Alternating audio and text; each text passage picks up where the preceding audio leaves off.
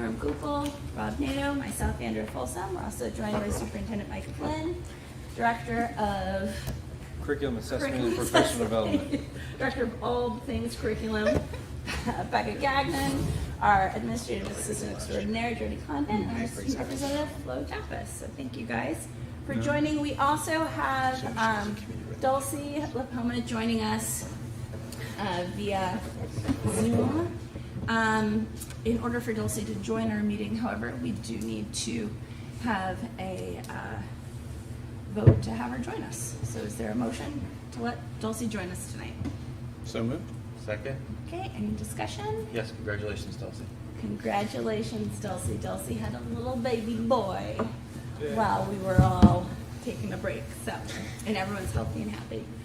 This is a roll call vote. So I'm gonna start with you, Jim. Yes. Norm Cooper, yes. Rob Nato, yes. I'm a yes. So Dulcie, you're in. Thanks, Sam. All right. All right, we're gonna go ahead then and stamp the pledge of allegiance. I pledge allegiance to the flag of the United States of America and to the republic for which it stands, one nation, under God, indivisible, with liberty and justice for all.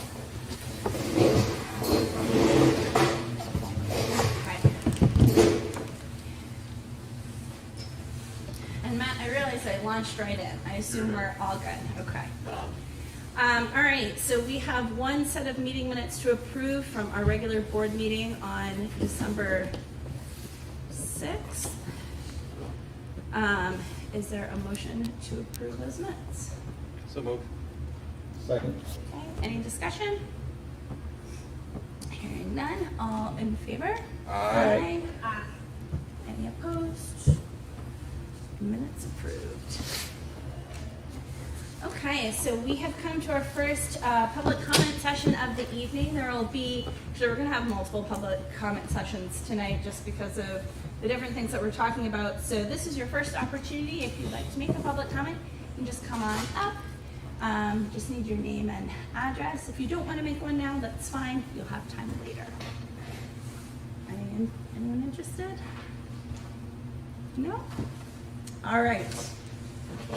I'm going to go ahead and close this first public comment, but as I said, you'll have more opportunities later. So with that, we're going to move right on to student rep comments. Wow, how's it been going? Well, it's been going great. Today was the first day of school after break, obviously, so it's good to just get back into things. At the high school, winter sports are going well. Basketball games today for both teams, and they're both doing very well. Nordic is getting started, but our first meet was postponed due to lack of snow. The musical Frozen Junior is coming up soon. That's the weekend after next. They're working really hard this week to get that finished. The middle schoolers had their band and chorus concert the week before break. High school concert and silent auction fundraiser were postponed because of many reasons before break, but that'll be later this month. And then the Student Advisory Council met the week before break and discussed parking, club meetings, advisory, the usual topics. We're also going to have town hall meetings for every grade next week during advisory, so it'll be a good opportunity to hear from like the entire student body about what they're thinking about school. And I will bring that to the board if necessary. The Environmental Action Club also got a large grant from the Hopkinton Public School Foundation to buy waste receptacles and get composting systems started at Harold Martin and the high school because there's already one up and running here. So the club and administrators will be working hard to roll that out by the end of the year. Also, Noah and I visited Harold Martin the week before break, and it was really good to get a tour of the school during the day, see how everything was running. We got to see the addition and meet a lot of kids and teachers. It was all very festive because it was like the day before break. So we also got to talk to a small group of kids, and they told us all about school. They were very excited. They had so much energy. They talked about they liked seeing all their friends, coding in computer class, the winter concert. They had a lot of fun there, and they really liked the STEAM classes in the library where they got to like build things and use tactile learning tools. We asked them for suggestions that they thought would improve their learning, and a lot of them were related to facilities, like getting a zip line on the playground, having a music room in addition to an art room, because right now they have a music cart. They wanted a climbing wall and soccer nets for the fields, which have already been ordered. They also suggested maybe some after-school activities for kids who don't do sports, like other interests like theater, Lego, or music. They liked having choice time during the day, and they also were excited to learn more about sustainability because I think they've gotten stuff started at school, but it'll be good. They also talked about working on kindness, respect, and they just generally seemed very excited about learning and being with their friends, being at school. It was good to visit. And then finally, I think the thing that impressed Noah and I the most was the dismissal operation, because it was like expertly executed with airport level precision. There was organized chaos everywhere. Like, there were so many kids, and they all got on the right bus in all their snow gear. They lined up alphabetically for parent pickup, and every staff member knew where every kid was supposed to be. So it was just like, I was very impressed with the staff for organizing that. And I think that we'll be visiting Maple Street tomorrow. I have to check people. But yeah, we'll have another update at the next meeting. Fantastic. That's great. So thanks, Flo. Yeah. Flo and Noah, we've met and kind of set some goals, and they're crushing it, right? So they set up meetings with Miss Brown and Miss Sindoni, and Yeah. they're going to get on a rotation, and you're going to hear these types of reports far more often. So thank you for taking the time to do that. Yeah. Appreciate it. Yeah. Thank you. Great. Comments from the board. Who wants to follow Flo? That was fantastic. That was fantastic. I can't top that flow, but I just want to say Happy New Year to everybody. Hope for a healthy 2023 year. It's been great seeing our students home. A lot of them have been sharing their experiences in college, and the first question I asked them was, is it harder than Hopkinton? They all say it's a little easier, and which is a great thing to hear. I hope they're challenging themselves, but it goes to show that we're preparing our students for college.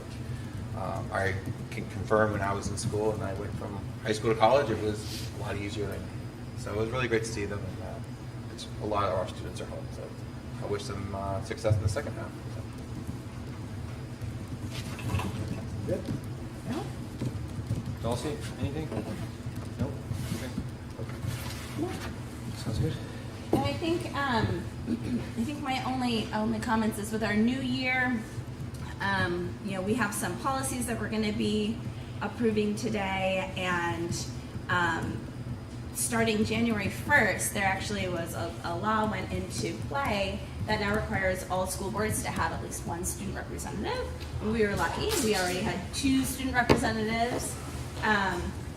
Reaching Higher New Hampshire, which is a nonpartisan 501c3, put together a toolkit really on having a student representative on there. That's publicly available. They interviewed, it was actually put together by Mia Richter. She did that as an internship, and she used to be a student rep on our board. She did a fantastic job. You'll see Juliet Shahadi's name on there. She was in there. I know Mike was interviewed. I got interviewed. And so we're really just looking forward to continuing to have both of our student representatives on the board. It's also a great reminder for us board members, sort of as far as why we ran for this position, what our role is as board members, really being students first, while balancing the other stakeholders that we may have. So that was an exciting thing, and I was very proud that Hopkinton, we already had 2 board members, which is pretty great. So, moving on. Current business. So tonight, we have Neil Cass joining us. Yeah, so which is Neil, excellent. we're gonna, if you don't mind, Mr. O'Brien, moving your stuff, we're just gonna slide him into that chair, but Robs and I have been attending the town budget committee meetings. And Neil presented, I think it was about a month ago, probably about a month ago. When did you present this to the? It was October. I thought it was only a month ago. Far I looked it long up ago. today. It was October. And you did an outstanding job of presenting assessment and value, and we thought it correlates to a lot of the work we do here, so we invited him. You're going to see a couple invitees in the new year here, coming probably once a month, trying to close that gap, if you want to call it a gap, but between the boards, between Neil and the relationship. So we thought that this, Rob, correct me if I'm wrong, you did a great job, so we thought it'd be value for our board to hear what you had to say. Sure. So the other side of the tax rate is really the assessed value of the town. What's appropriated is the amount that's expended, but really the assessed value determines what the tax rate will be. So this is just sort of a 3,000, 30,000 foot view. Please ask questions along the way and at the end if you have any.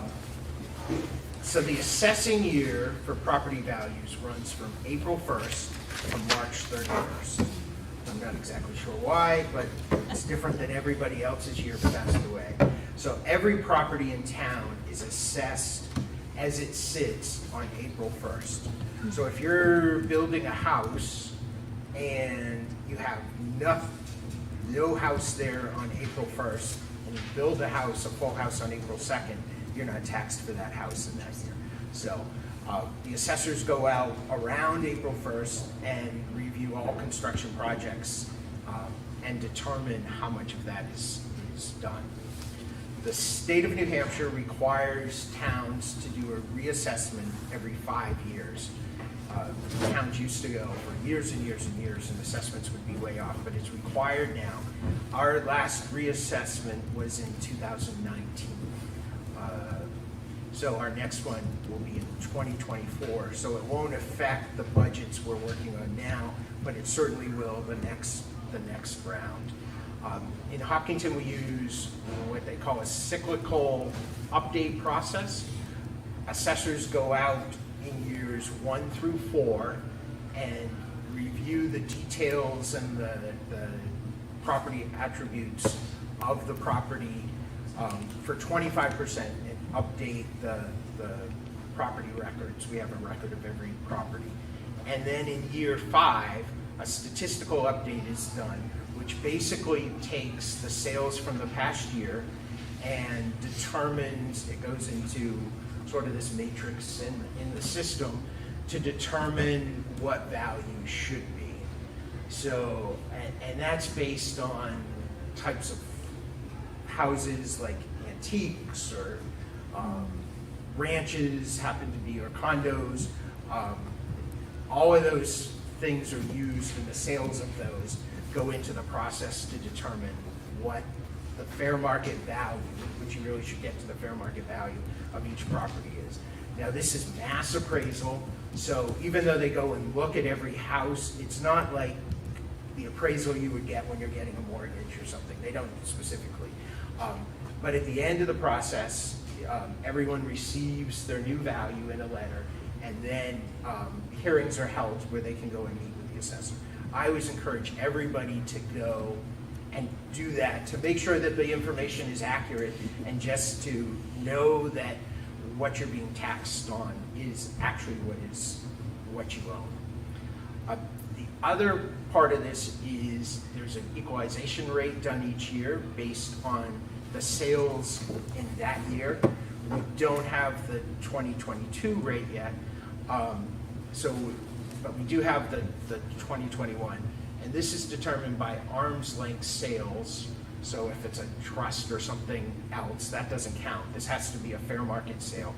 And they review what property sold for as opposed to what they're assessed for. And out of that comparison of value, which for 2021 was 81.1%, that rate determines, that basically said that for 2021, everything that sold was assessed at 81.1% of what it sold for. I would guess, based on the sales I've been watching, everything really for the last year has been selling 40 to 50% above assessed value. So I would guess that's going to be substantially different this year. The state will probably say your rate is, your values are too far off, you really need to do a reval, but we already have that scheduled for 2024.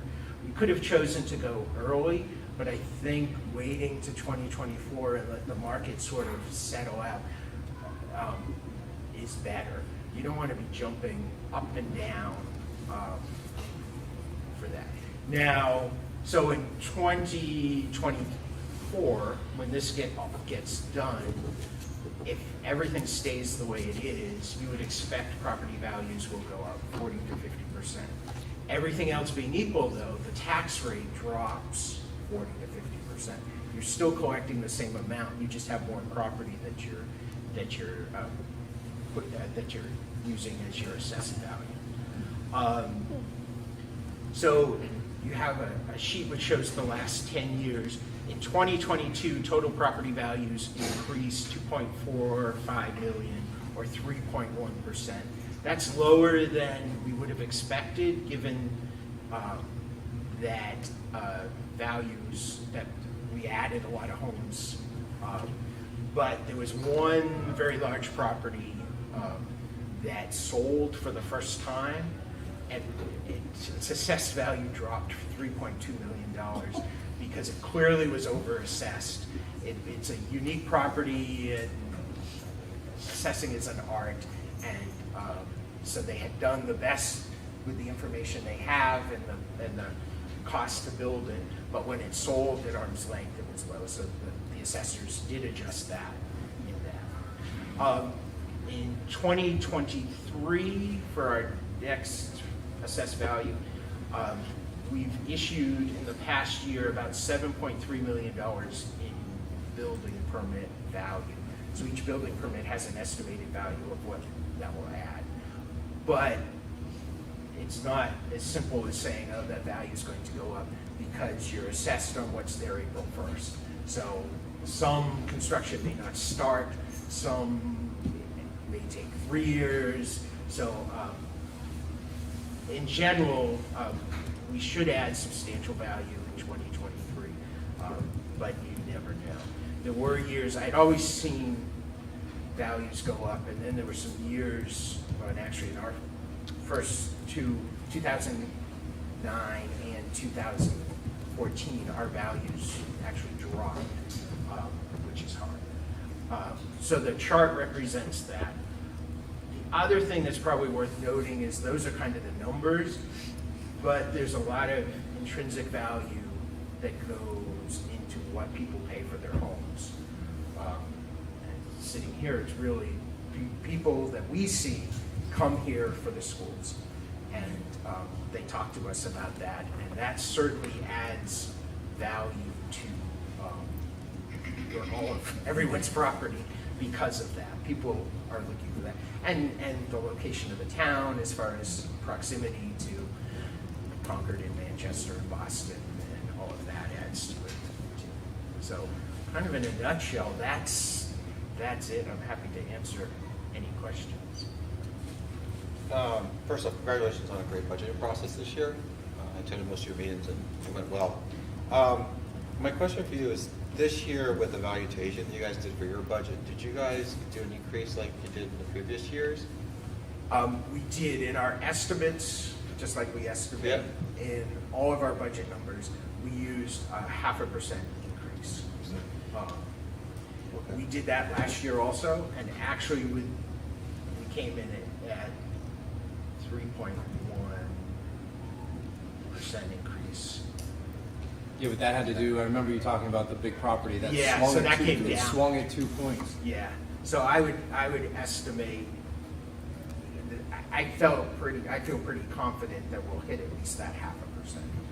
We probably should be way over that. It's a two-part question. We came in 13 cents less this year. Do we know why? Michelle, did you hear that question by chance? It's $100,000. No, I didn't. So when our actual tax rate came back, it was 13 cents lower than projected. Do you know specifically why? Well, some of that had to do with the increased valuation. So it's $100,000 pretty much. Okay. Okay, thanks, Michelle. Other questions? Budget, they have lives. No, and I think what you just presented was great for us to hear at this table. So it was more about, especially the next 2 years, I think will be big in Hopkinton. As you talked about the 40 to 50% over market, what's going on, and whether that levels off or comes down. But then 2024 will be the reassessment. And I think if you're looking at this trend here, it's a pretty good idea that it won't be a negative swing, so to speak. Yeah, I'm sure it's going to be a substantial increase, no matter, even if things just level off, we're still at that 40 to 50%. We always remind people that the tax rate drops. Drops, yeah. Because we always get those calls immediately, oh, my rate's doubled. Yeah. And it's really dependent on that. Yeah, I think that's important, the seesaw that you mentioned, that, assessments go up, property rates have got to go down. Of the 7.3 million building permits, are we still seeing predominantly single-family homes, more condominiums, any? We are seeing, we had 2 townhouses, two duplexes, and I think all the rest are single-family homes, which is really a problem, that there's no real diversity in our building. And we've also seen where probably we could do multifamily homes, larger properties that have been subdivided to relatively large lots that now have $800,000 or $900,000 homes on those. I know the planning board is certainly, and the EDC also, is certainly looking at housing. And you can't bring in business if you don't have people to work in the business. And people can't work in a business if they have no place to live. I think it's a statewide issue, but it certainly is an issue here. One follow-up question. For the last couple of years, how many years have you been adding your own percentage to for your budgeting process? Has it been the last 5, the last 3 years? I don't know, I think we look at the building permits. Building permit? And Pro- Property values over the last few years. I think for a number of years, there were no new homes being built, so you weren't adding substantial value, you were adding renovation. Over the last 3 to 5 years, we have seen 7 or 8 homes at least per year. You've always been comfortable with the number that you've given and never had any issues with not hitting it or anything like that? Well, we didn't hit it last year, so you never really know. So did it go down? Or did Yeah, it it was down. It was down. Yeah. Okay. It didn't draw. The increase wasn't as high as we had projected. It still was an increase, but not as high as we had projected. So you never really, And things like the TIF district take funds. If all the development is in the TIF district, that goes to the TIF fund. That does not get reflected in the. You just cost yourself $1, Neil, you use the word tip. We have an acronym thing? Tax increment finance district. We have 2 tax increment finance districts. Those TIF districts, and those were put in place maybe 5 years ago, and all the added value to the property in those districts goes into a specific fund to be spent in that district. For example, one of them is around exit 6, and the hope is that as exit 6 and that land there expands, the TIF district funds can be used to like extend water and sewer and to do, I don't know if they were doing a multi-family housing development, you could put in streetlights and sidewalks and things like that. It really is kind of a carrot to bring developers in. If you're interested in housing, there's an economic development committee meeting tomorrow night, and we'll be talking about it there as well. Awesome. Just do a pitch for another committee. Sorry, Neil. That's it. Neil doesn't have to go to this anymore. Yeah, I don't have to go. You get to offload that. Awesome. Well, thank you very much. This Thank is you for all really you do helpful in town. information. Great. Thanks, Neil. Thank you, Neil. Okay. So with that in mind, we are going to move on to discussing our budget. So tonight, we're going to have a bit of a discussion. We are, what I would like to see is for us to vote on a final number that will be moving to the budget committee. I will be opening up public comment prior to us voting on any final number, to both for comments as well as for questions that folks might have. If there are any questions from the board that are specific to a staffing position, those will need to be discussed in non-public. So that's that possibility. And I think we're going to start off with Rob. He's got some information for us. Sure. You Yeah. want to just do snapshot, or you want to? Whoever would like to start. Yeah, no, I was gonna kick it off, just kind of reflecting on where we started. I know it's the second year we've lived this together, but we started this process in September. Remember, October was the every week meeting. It's in there as well. This is, and then we had some hiccups in November, so I keep saying we're a meeting behind. So tonight you'll see in front of you the recommendations from the Finance Committee on the one-pager. That is, as I discussed with Rob this morning, I believe this started the year before I got here. We brought it back last year and felt as though it was an easy way for a snapshot of the community to understand where we've come and how we got to where we are. After our last meeting with final adjustments, Rob's going to talk about it, but the final number is $24,892,924. That was with the elimination of the bus route. That was the reduction in some of the lines with staffing that have come our way. So that's where we got to those. And then this is where I'm going to pass it to Rob so he can discuss the one page. So this is just as in past years, sort of set up a similar way, just so we can sort of put things in buckets and walk our way through it. So on the left side, the major expense increase, these are really things that we have little control over. So salaries and benefits, and we saw about a $537,000 increase in salary and another $604,000 in the benefits. So healthcare really was a major driver in that $1,082,000. So without that, that number would be less than half of that. The line under that is the non-union salaries and benefits. So that would be the SAU office, that would be our principals and some of our administrative assistants. Utilities and fuel, this is really the inflation push. So across the board, as we project, we're looking at a $142,000 increase. And then transportation, similar, that's another inflation push of $82,000. That includes taking away that one bus route, bringing us down to 7. So the next category, I don't know if that's the best phrase, but proper budgeting. I think that what had happened for a long time in our facilities line was that we were paying for things out of fund balance rather than putting them in the budget. And that was a lot of the annual work that gets done on the HVAC systems and the licensing that needs to happen, et cetera. So that's an increase of $68,000. And then the food service, which always just held that $1 line. Again, we put in $75,000 last year, $75,000 this year, so we're getting closer to fully funding food service. And then if you take all the other departments, from middle high school, Harold Martin, Maple Street, technology, etc., you see a $290,000 increase in their lines. So the total is 7.9%. On the revenue side, athletics revenue is up. So as you all remember, we increased athletic fees 2 years ago. So there's a little bit of an increase there.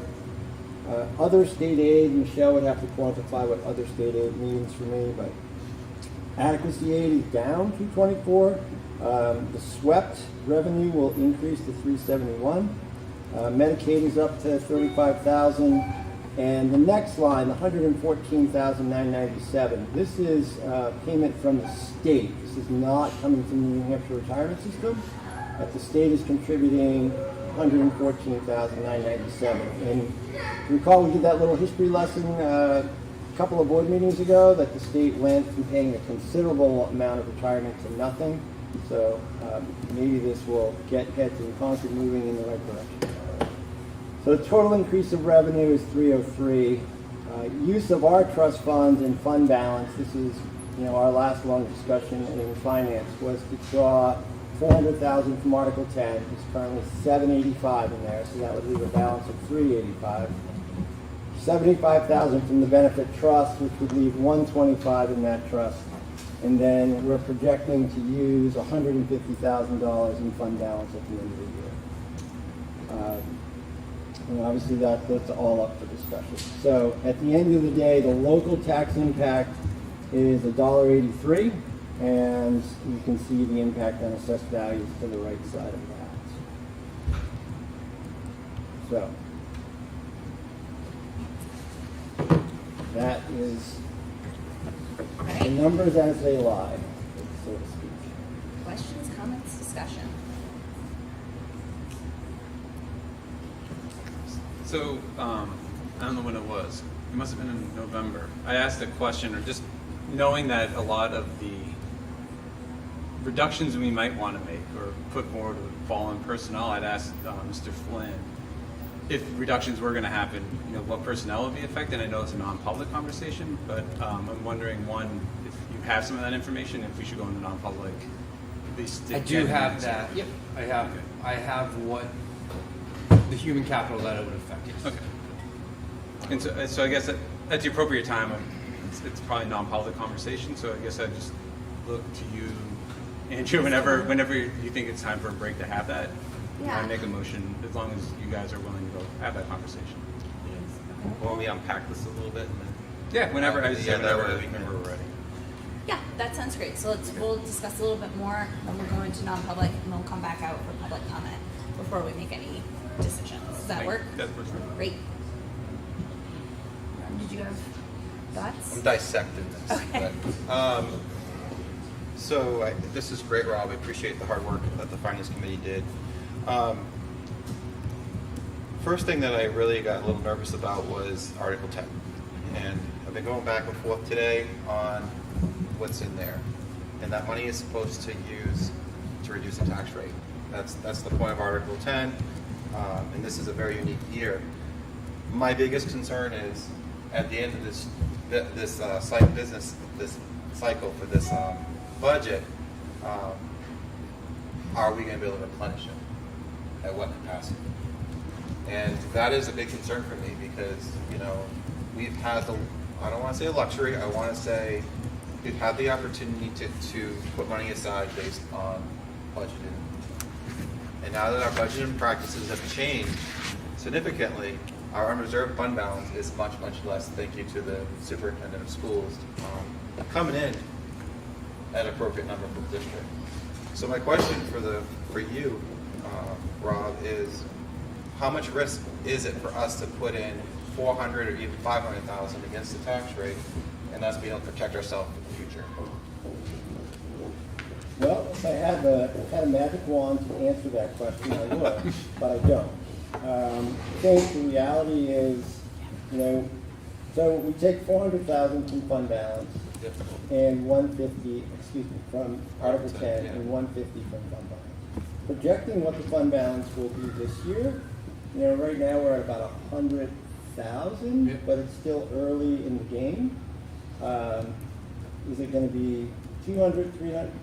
That is an unknown quantity, Norm. So that's part of what you're just simply going to have to, if we could have this discussion after school district meeting, we'd know a lot better. But we'll know a lot better as we get closer to school district meeting. And I think that number might change between now and then in terms of that contribution. But sitting here right now to prognosticate about it would just simply be that, a prognostication. My concern is, stabilizing this year. When I think of my short time on the board, worrying too much about what's going to happen 2-3 years down the road financially can be troublesome because things have changed so much. Agreed. Right? Yep. You just don't know how the shakeout is going to go, if there's going to be a change in revenue from the state. All of those are unknowns. So in the here and now, this, I think, does the best we can by the taxpayer. My own thought is that you will hopefully be able to backfill a good part of that Article 10. Again, that's a guess on my part, because we're just too early, January.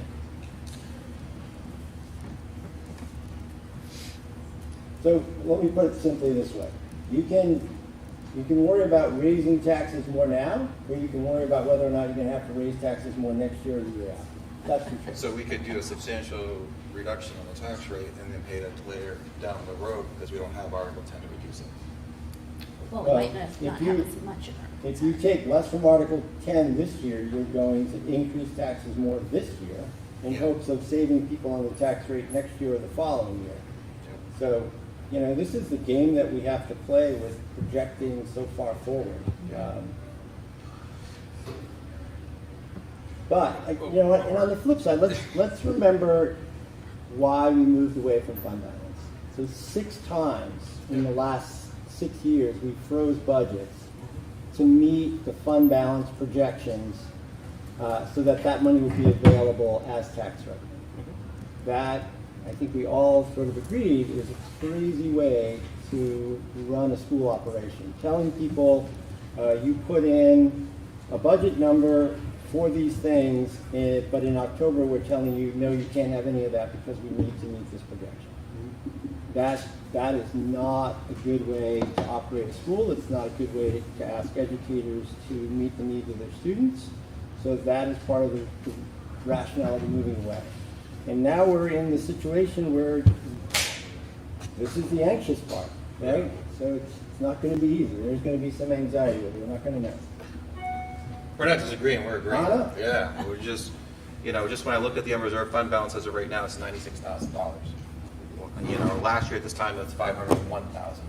I'm so glad it's much lower. Oh, I agree with you. We had the luxury in the last budget to be able to really put some warrants out there with this and really invest into the schools, but we're not going to have that opportunity now. Yeah. But in some ways, we're doing the same thing with Article 10, right? We're supplementing that revenue for the fund balance that we don't have because we're lowering the fund balance, but we're still relying on a lower tax rate based upon revenue that we're probably not going to have. Because the other way to reduce your budget is through the expenditure side and not by increasing the revenue side. So I do share the 400, it's 550,000 coming from, quote unquote, a certain type of fund balance that we may not have next year. And I fully appreciate budgeting year to year rather than looking at multi-year budgeting because it is how you do it. But that is a large revenue gap as we're trying to move away from large revenue gaps that we're creating here. I guess the difference is that the Article 10 money, we've already stocked that away, whereas the fund balance money, we're living on a hope and a prayer. But it's still It's still $400,000 of revenue we have to make up next that year we're pouring in. that we don't have. Yeah. But we have to use it. We all know that because We It's knew maxed out. this was a 2 to 3 year transitional plan away from fund balance, right? Yeah, I'm not arguing that. No, and so who knows? I don't want to say who knows what's going to look like next year, but you're hoping that the inflation comes down, right? And so your utilities and your fuel, you're hoping all that is a reduction, right, on the expense side, and then you're hoping that will swing that gap as well. So, How much is our increased, is a split? So the increased fuel is 142 and that's based on inflation? yeah, So even if we got rid of that, yeah, it's still not. it's not getting us that. that, it's not getting us that close.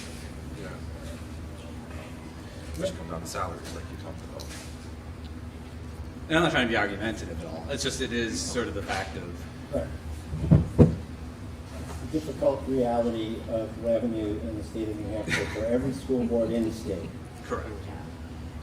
And it's difficult for how large the fund balance was. Oh, yeah, yeah. We built a big problem. Correct. Yeah. So we're trying to walk that back. This is Right. this is some of the results of it. Yeah. No, I appreciate that. Dulcie, did you have a question? Yeah, I think the biggest thing for me is, to Norm's point, replenishing is one side of it, really, but assuming that we won't necessarily be able to do that, right? We don't know what the future will hold. Is we know what we have in Article 10 right now, and as we're moving away from fund balance, it sort of gets to, Jim, what you're saying about like predicting the future and having that be really hard. Like, as we know we're going to be reducing fund balance, how are we using whatever's in Article 10 to help mitigate the effect of moving away from a fund balance model moving forward? And the 400K, like I just don't know, and a lot of this comes back into like the total picture of what we're asking for across the entire warrant, because I also want to make sure that should things be apocalyptically bad next year and we're continuing to move away from fund balance, that we're just planning for a mitigated curve rather than like a ratchet, if that makes any sense. And that's just the picture that I'm thinking about to make sure that we're sort of being really thoughtful about this step down process. So yeah, which is a good question. Sorry, that's what my brain's looking through. Yeah. Pardon me? I just wanted to ask for a repeat the number between the blower and the happy noises. It's really hard to hear. And when Rob was going through the numbers, I wanted to get specifically, but just repeat it, salary, benefits, and health. There were two different figures. Thank you.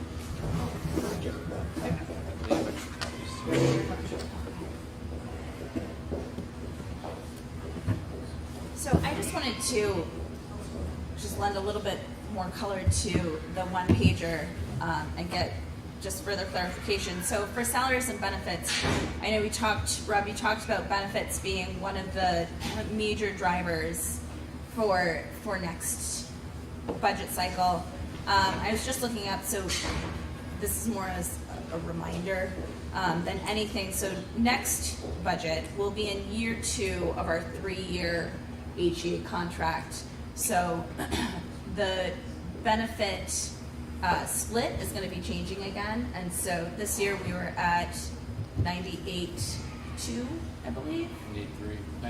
97.3. Thank you. So next year we'll be at 96.4, so we'll be paying 1% less, and the HEA members will be picking up 1% more. So I just wanted to point that out. It's still a really big number, but I think that helps. It's sort of one of those every little bit helps. The state NHRS, I know you have a star on here, but I just wanted to make that really clear that that's a one-time payment that we're receiving. That's not an annual thing. We will go back to paying all of the percent that we're required to the state retirement fund. And then the tax impact, the tax rate that we're using, and this a little bit goes to what Norm was discussing with Neil. So this is more of a question, we use a slightly different number than the town uses. Yep. So our number that we use is a bit more conservative, which is why we got money back last year, because we didn't, and I remember that this was a big discussion that we had last year. I know it was a discussion that came up when we met with the select board again this year, that they were again planning to do the 0.5% increase, and we were not. So I just wanted to add a bit more context as well on here. I think you kind of alluded a little bit to what I was getting at, Yeah. Yeah. I think I'll let you finish, but I think it's a great discussion to have. Yeah, I mean, that was really it. I don't have any, I think we've discussed whether or not we add the 0.5% on in the past. I don't know if we're really opening the door to that discussion this evening. Kind of going back to the Article 10, I think that this has been a really tough year for a lot of folks. And I think that if we can decrease the tax rate impact, and we have those funds to do so, even though it's a large amount, I'm personally in favor of trying to bring that tax impact down, because that's really what people ultimately end up feeling. Last year I was open to the increase in the valuation, and I respected the board's opinion. And the reason I asked Neil is, has he been wrong? In his calculations, I got the feeling that he has not. Is that what? Except for last year. Except for last year, it went up.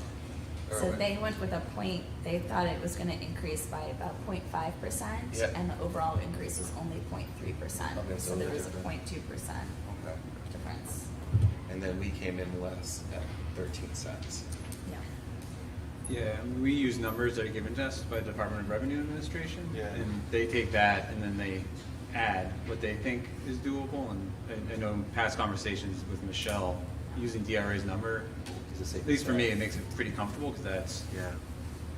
I don't want to say the town's number is not legitimate, but our number is backed up by the DRA, which feels safe. It's also, as Michelle told us last year, it's also what, again, about every school in the That's right, state yeah. uses as their number, so. And then we look like Best heroes may practice. come in last, right? I don't know anybody who calls it here. Less taxes.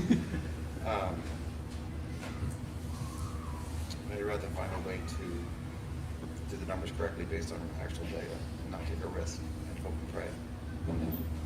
So how are we feeling at this part? Are there more questions, comments from the board on this right now? If not, what I'd like to do is move us into non-public, just for a few minutes, for those specific salary lines, and then we'll come back out for public comment and any questions that the public might have. Does that work? Are there any more questions? Lucy?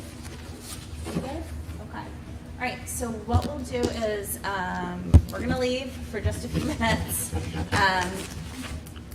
you make a motion? Yes, All yeah. right, so I'll make a motion for the board to move into non-public session under RSA 91A:3, Roman 2A for personnel. Okay. So moved. There's a second? Second. Great. Any discussion? Nope. It's gonna be a roll call vote. Yes? Yes. Yes. Yes. Yes. Great, all right. So we'll be back. Mike, I'll log off and then text me when you're back, and then I can log back in, right? Yep. Okay. Same link. Yep.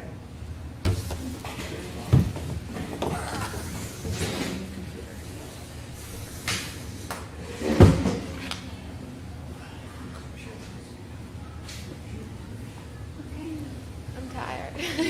You have a right to be. Not only was it an early morning, it was an active early morning. Yeah. Oh. I give you credit. I could not do it.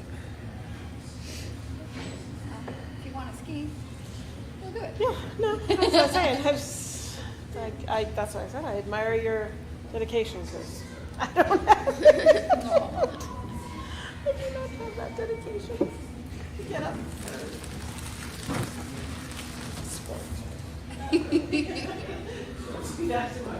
You did it as a hockey mom. Never not that early. That's a funny look.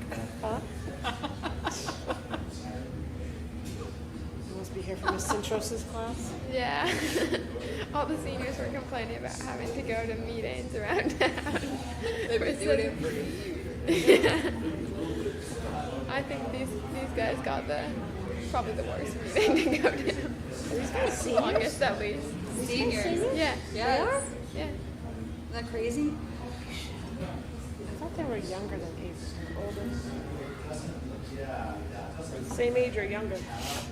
Just a couple of them. Huh. That's crazy. Wow. When you feel old. That's When I you look really at feel them, you're old like, because I remember them being in Harold Martin School and like that's just not even. It's so crazy. What snack? Huh? Matthew.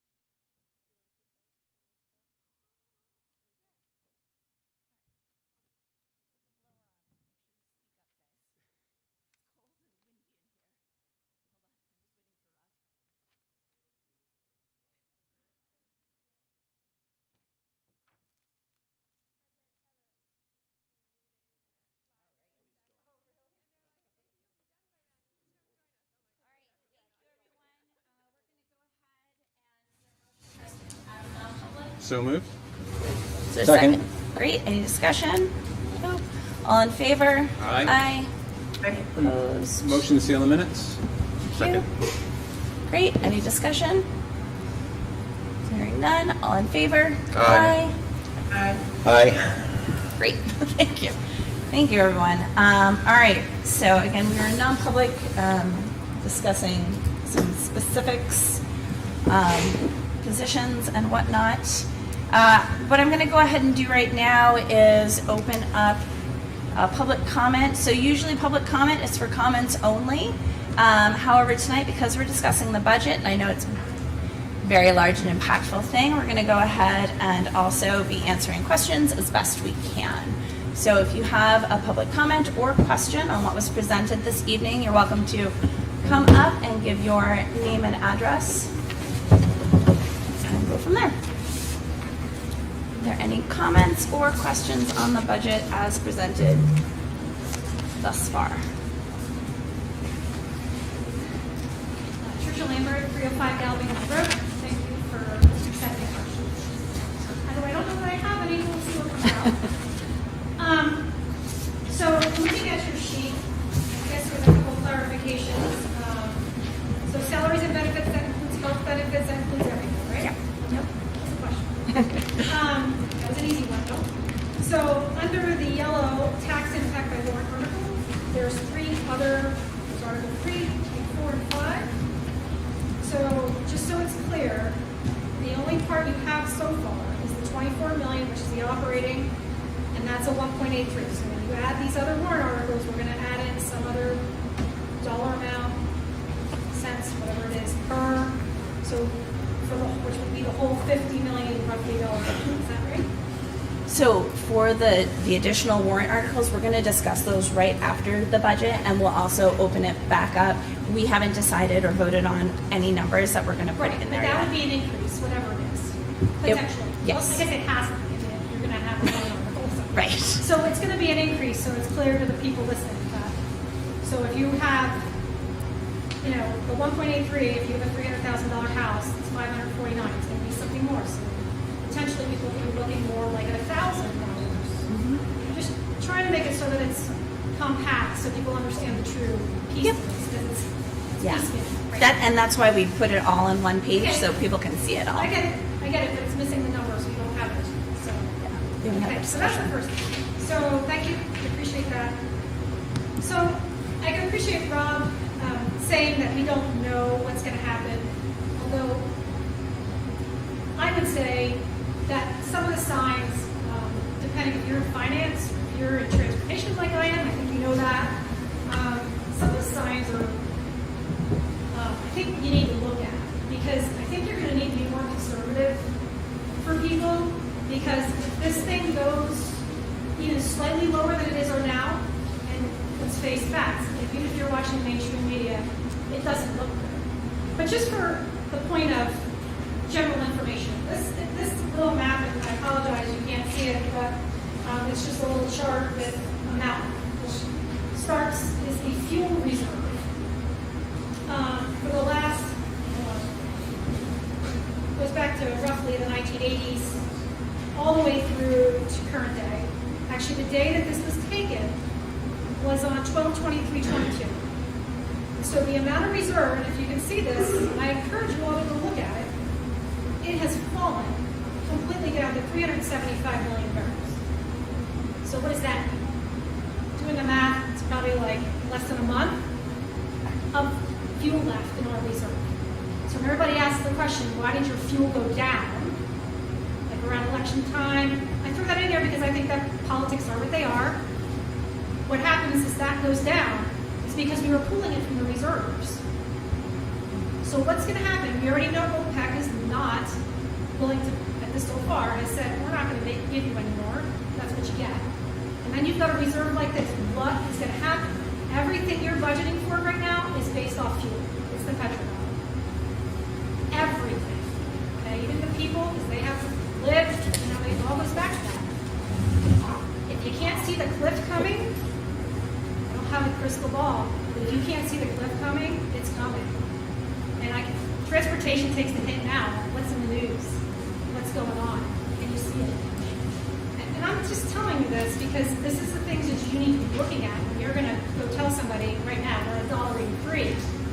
By March, by summertime, when people are traveling, what's gonna happen? So I think I drove that home. It's gonna fall off a cliff unless something saves us somewhere along the way, some miracle happens. That's the first thing. The second thing is that Norm brings up a really good point, is that what's gonna happen next year? You are already teetering on the edge of, we don't have enough for next year, potentially, to fund everything we need to fund. This is what I go back to. I think you need to look more conservatively now, because if you fall off the cliff on this, and I heard Mr. Cass talk about the evaluations and the sales of homes. Has anyone talked to realtors on what's going on out there right now? That's another cliff probably waiting to happen. It's a bubble. We've seen it happen in the past. It could burst. And in the meanwhile, you have budgeted and you didn't make the hard decisions potentially. I know we still have a way to go and we're working on it. I get that. But I'm telling you, we're seeing it. The people see it. They may not be all here to tell you that yet. But again, I'm going to be their voice because I see it. I see it in my job. I can't even buy cars for what we do. They keep canceling. Why? It doesn't take a rocket scientist to see what's happening. So people in March need to know the full picture of what you're putting forward. If you don't do that and it falls, they're all going to blame you. And that's a fact. They're going to blame you. And they're going to say, this was your job. And I get it, you don't get paid money to do this. But they're going to blame you. And I've warned you. Just like COVID, I've warned you. And I think that's for another day. But thank you. Great, thanks, Trish. Any other questions? Clement at 86 Maple Street. I had a question that came to me through conversation, and I was curious if we can add it in here, and that is, out of the complete operating budget, how much of that is in total already required and set, and how many other additional add-ons are there? And I'm not saying that I'm advocating to cut every bit of IXL and all these little bits in there, but it's a helpful number to understand the overall budget of what is absolutely required and what are the additional things added on to, because those truly are things that are up for discussion.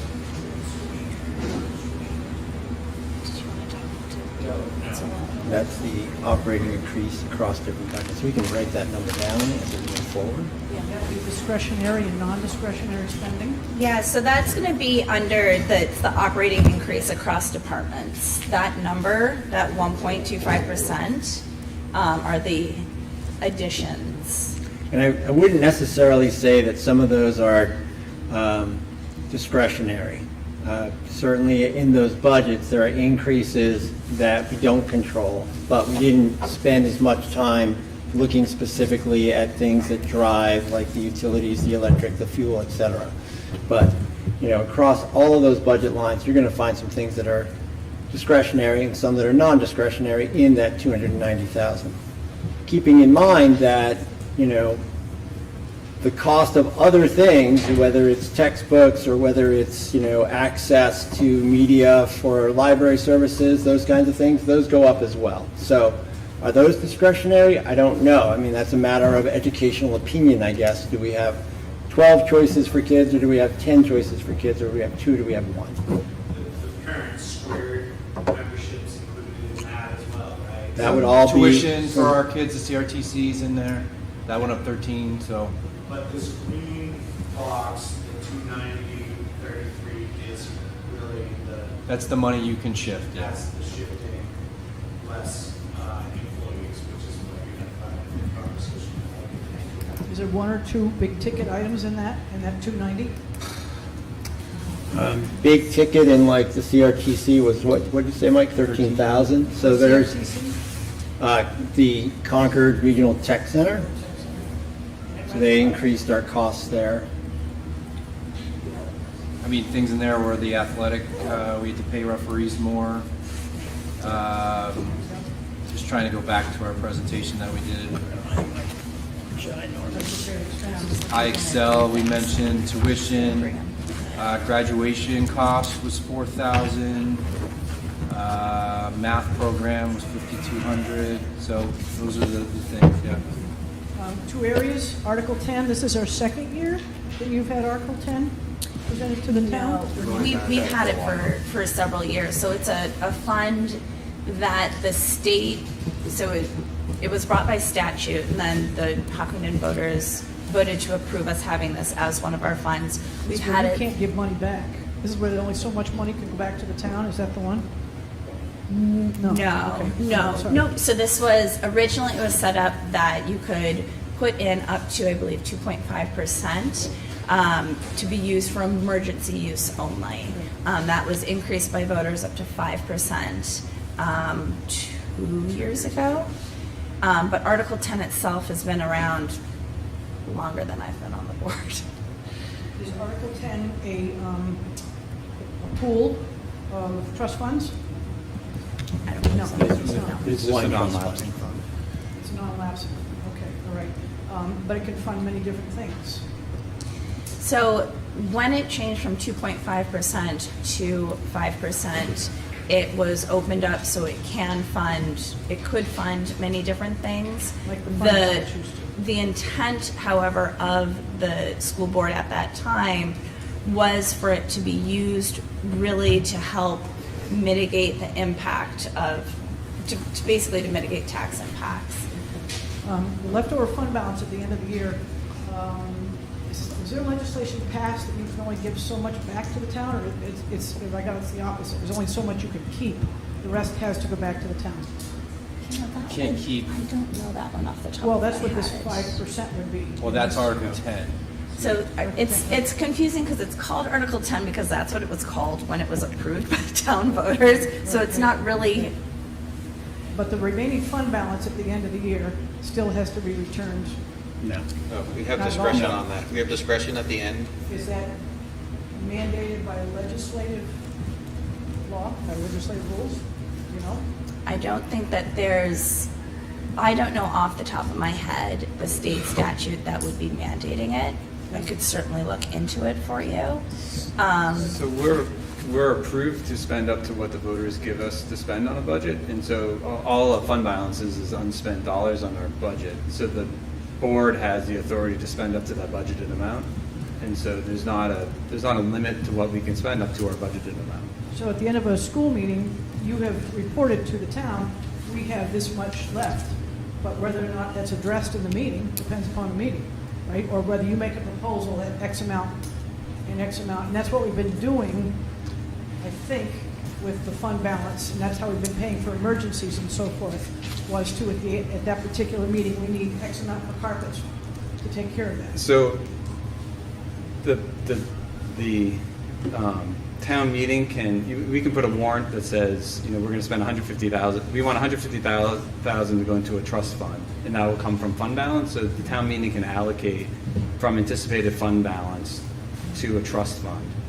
Does that make sense? And at the end of our fiscal year, if the board has additional fund balance left, then the board can allocate those to a new boiler or to do a capital project. So there isn't necessarily warning at the town meeting. You don't have to legally warn the town We do not. of what's going to happen to that fund balance. Only if it's going to transfer to a trust fund or to another approved fund. So if they go home and the body didn't address that, then that's money available for you to spend however you see fit. Is that correct? So it's money that at the end of the fiscal year would need to be allocated somehow. So whether or not that's allocated to a fund, whether or not it's allocated towards reducing the tax rate in the upcoming year, or whether or not it goes towards. But if it isn't allocated at some meeting, you have to. No, wait so the fiscal year. it happens in our May and June meetings, our regular board And fiscal meetings. year. Yeah. Got it. Okay, not the town. I said if it isn't, and I assume it never is, because the town isn't, how should I say it? That's not a common practice to say, okay, we want that $135,000 returned back to the town. Well, it's usually because we don't even know. You know, in March, you just don't know what your end costs are going to be. That's really, I understand that. That's a rock and a hard place because I was told that there was a legislative action to require that only X amount of a fund balance could be returned to the communities. I haven't found that yet. I think what you may be referring to is only so much money can be put into your, what we call Article 10. That's the 5% of our net assessment. You can't go above that. So our ceiling is, we can only have $785,000 in that fund. We can't go beyond that. That's a set ceiling? Well, it's 5% of our net assessment. So if our net assessment changes, then that number would change. Okay, well, great, thank you very much. And then last thing, I've been asked this lately, should have been asked. Student enrollments in New Hampshire, boy, the birth rate of babies, the whole 9 yards, you can read some scary stuff. We're in the top 3 lowest in the country. And so what's happening to the student enrollment? What was it this past October versus October? So our last board meeting we reported out, we actually increased by 20 or 15. I think it was 15. Students? Yep. And it's projected next year to increase another 10. Yep. So we're one of the districts, as you just mentioned, the opposite of the trend. And as Neil kind of alluded to, the last several houses that have gone up, it's been families that have moved in. Yeah. What's your estimate of our total population right now? We are at ADM is I think it reported out at 910. 910. And went up 15. Yeah. Thank you. I think it was 950. Well, it's not changing. I understand it.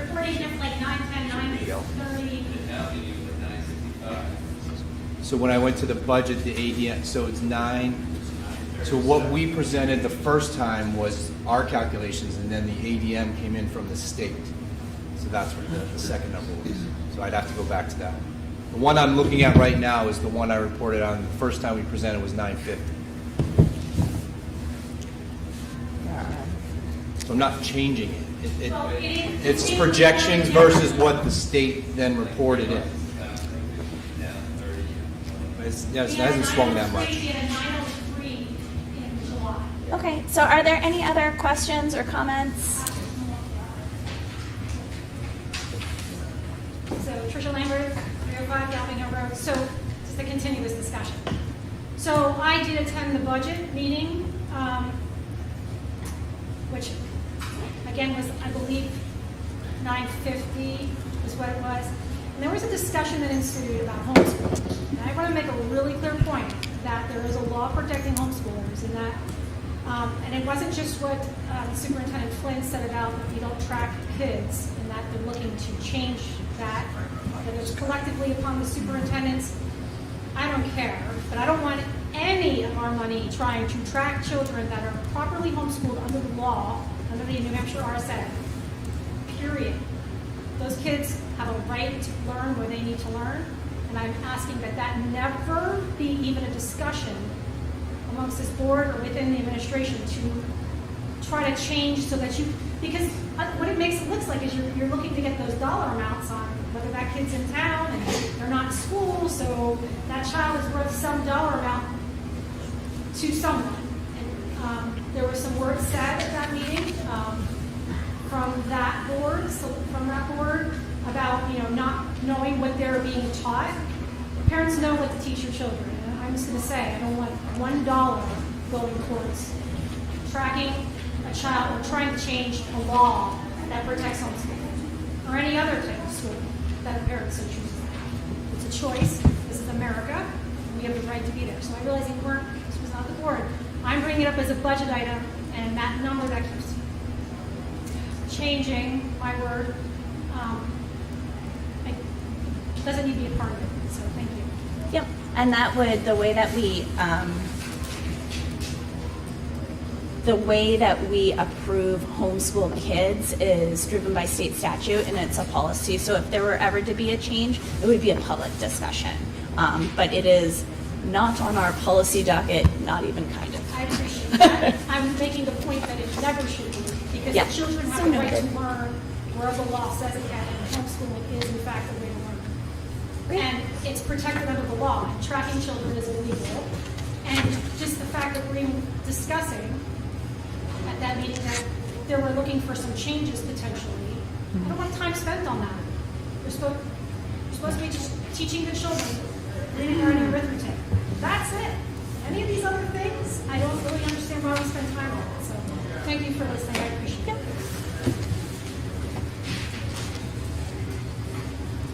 Rita Blanchard, Barton Corner Road, Hopkinton. I came to the party late, I apologize. I'm trying to figure out where the ESSER funds fall in this.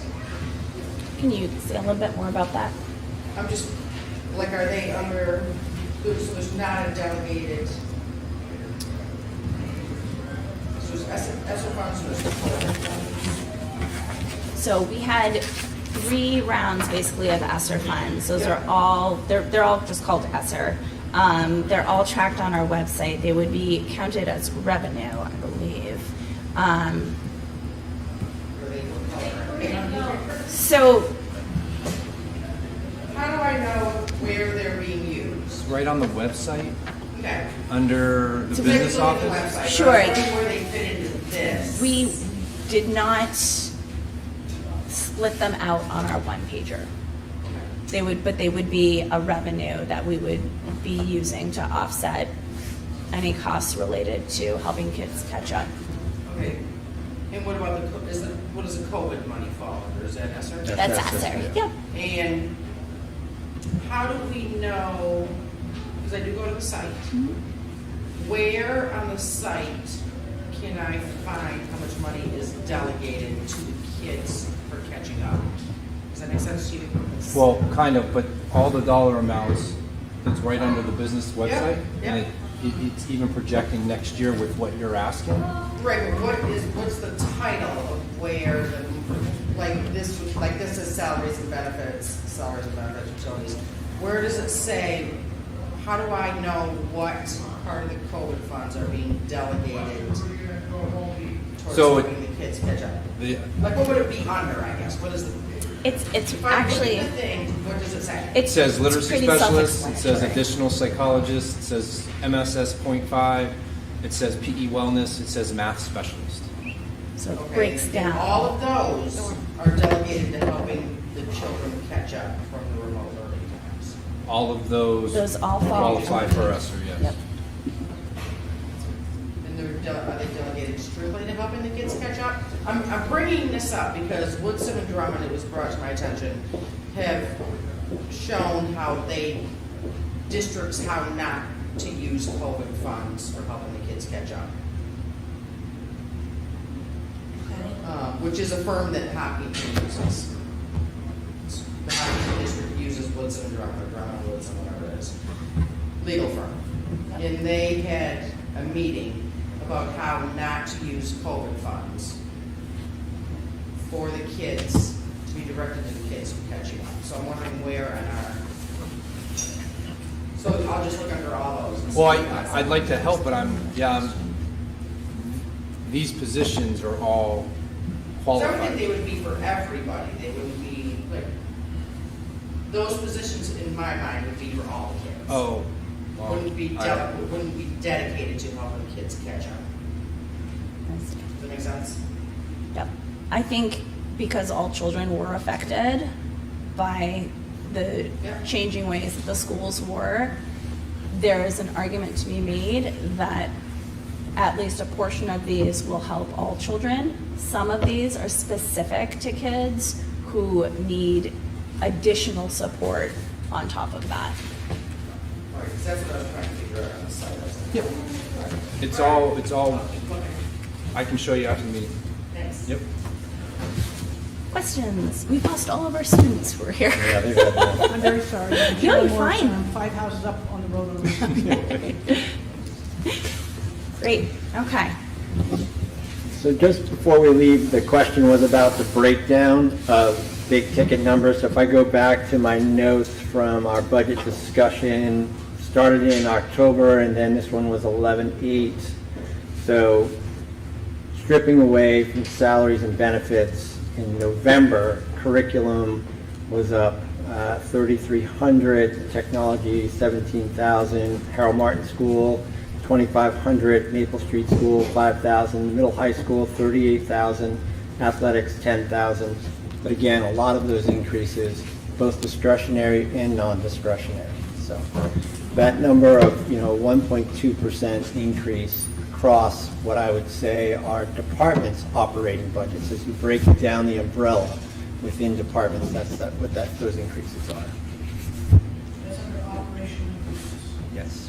And the health account, teachers, did you come up with that number? Oh, yeah, I'm sorry. If my math is correct. Sorry, I got a lot of papers going on here. I'm impressed. Finance committee meeting. About 537 on salary and about 545 on benefits, so almost an even split. What was the question? The question was, of the salaries and benefit increase on the one page of the 1,082,661, what was the division? So it's almost 50. And I guess just for the board, just, as remember, questions are going to come as we get closer to the school district meeting, but this process starts when we're looking at these departmental budgets, looking at what people asked for last year, what they spent last year, what they're asking for this year, what the variances are, and asking for people to review. So we've paid pretty close attention to how departments are spending their money and what they're asking for. The blue sheets. Okay, so based on the discussions that we've had and the input that we've had from the public, how are we feeling, folks? I want to throw a couple of things out here real quick. Based on our non-public, which is non-public, it's very hard to right now look to see a reduction based on the superintendent's budget. And I struggle with spending, with taking more from the fund balance, but I've heard twice in this meeting we need to look at each year as it goes. We don't know what's going to happen next year. We could get potentially more revenue. That'd be great. We all know the root of the problem is the state, and that is the problem. When we're at 183 right now, we haven't even got to the maintenance trust. It's a little concerning. We're going over $2. And I know we need to maintain our facilities and all that stuff, and that's important to me. So, where I'm looking at in order to try to help alleviate and to try and stay under $2, I'm floating the idea to you guys that we bump Article 10 to, and this is very hesitant with this, but it's just to talk about, like at 485, and then we take 25,000 more from the benefit trust to 100,000. So it'd give us about 100,000 more, which would bring it about 13 cents less. And that'd leave us with 300,000 in the article. In doing that, I look at the inflation cost right now, and I look at what's in the control that I have right now. The teacher's contract was passed, still have the bond on there, passed all these other things. I'm trying to look at this year's budget and see what's best. I just wanted to get some interaction on the amounts that I threw out there to help alleviate a little bit on our budget. So, I'll jump in. Sure. I'm already concerned because we're taking, 400,000 Article 10, 150 from fund balance, and 115,000 from the state of New Hampshire one time, and so that's 664,000. And then your proposal to add another 100,000 on top of that to get to 764, which I know we're talking about 1 year to the next, but I don't know how we make up over $250,000, $750,000 in lost revenue next year. So I like the enthusiasm. I don't think we solve our problem on the revenue side. Yeah, I would agree that I don't think we can take more from Article 10. Okay. If anything, I think you would reduce those numbers if you want to be conservative for what's coming, and you would be increasing the tax rate. But I'm quite comfortable with the numbers that, we spent a long time thinking about in terms of balancing those odds of what that fund balance is going to come in at, and that this gives us a good opportunity to backfill a piece of Article 10, contribute the fund balance that we want. We may not get back to our cap of 785, but I think we will be able to add to Article 10 at the end of the year. When we started this budgeting process, before you did any work, I recall the tax rate being at 2.8. And I believe, I strongly believe that the Finance Committee has done a great job of pushing to find savings with us, which I was very pleased to see. I was not expecting an additional 400,000 savings, not at all. I was very surprised. I was throwing it out there because I'm really struggling with a reduction in this, but I also want to protect our future because I have no idea what's going to happen next year. But you're hurting our future. I agree. taking more I from agree it. with you 100%. If the Finance Committee has made a recommendation of 400,000, then I'm not going to go against. I wanted to throw it out there for just for feedback.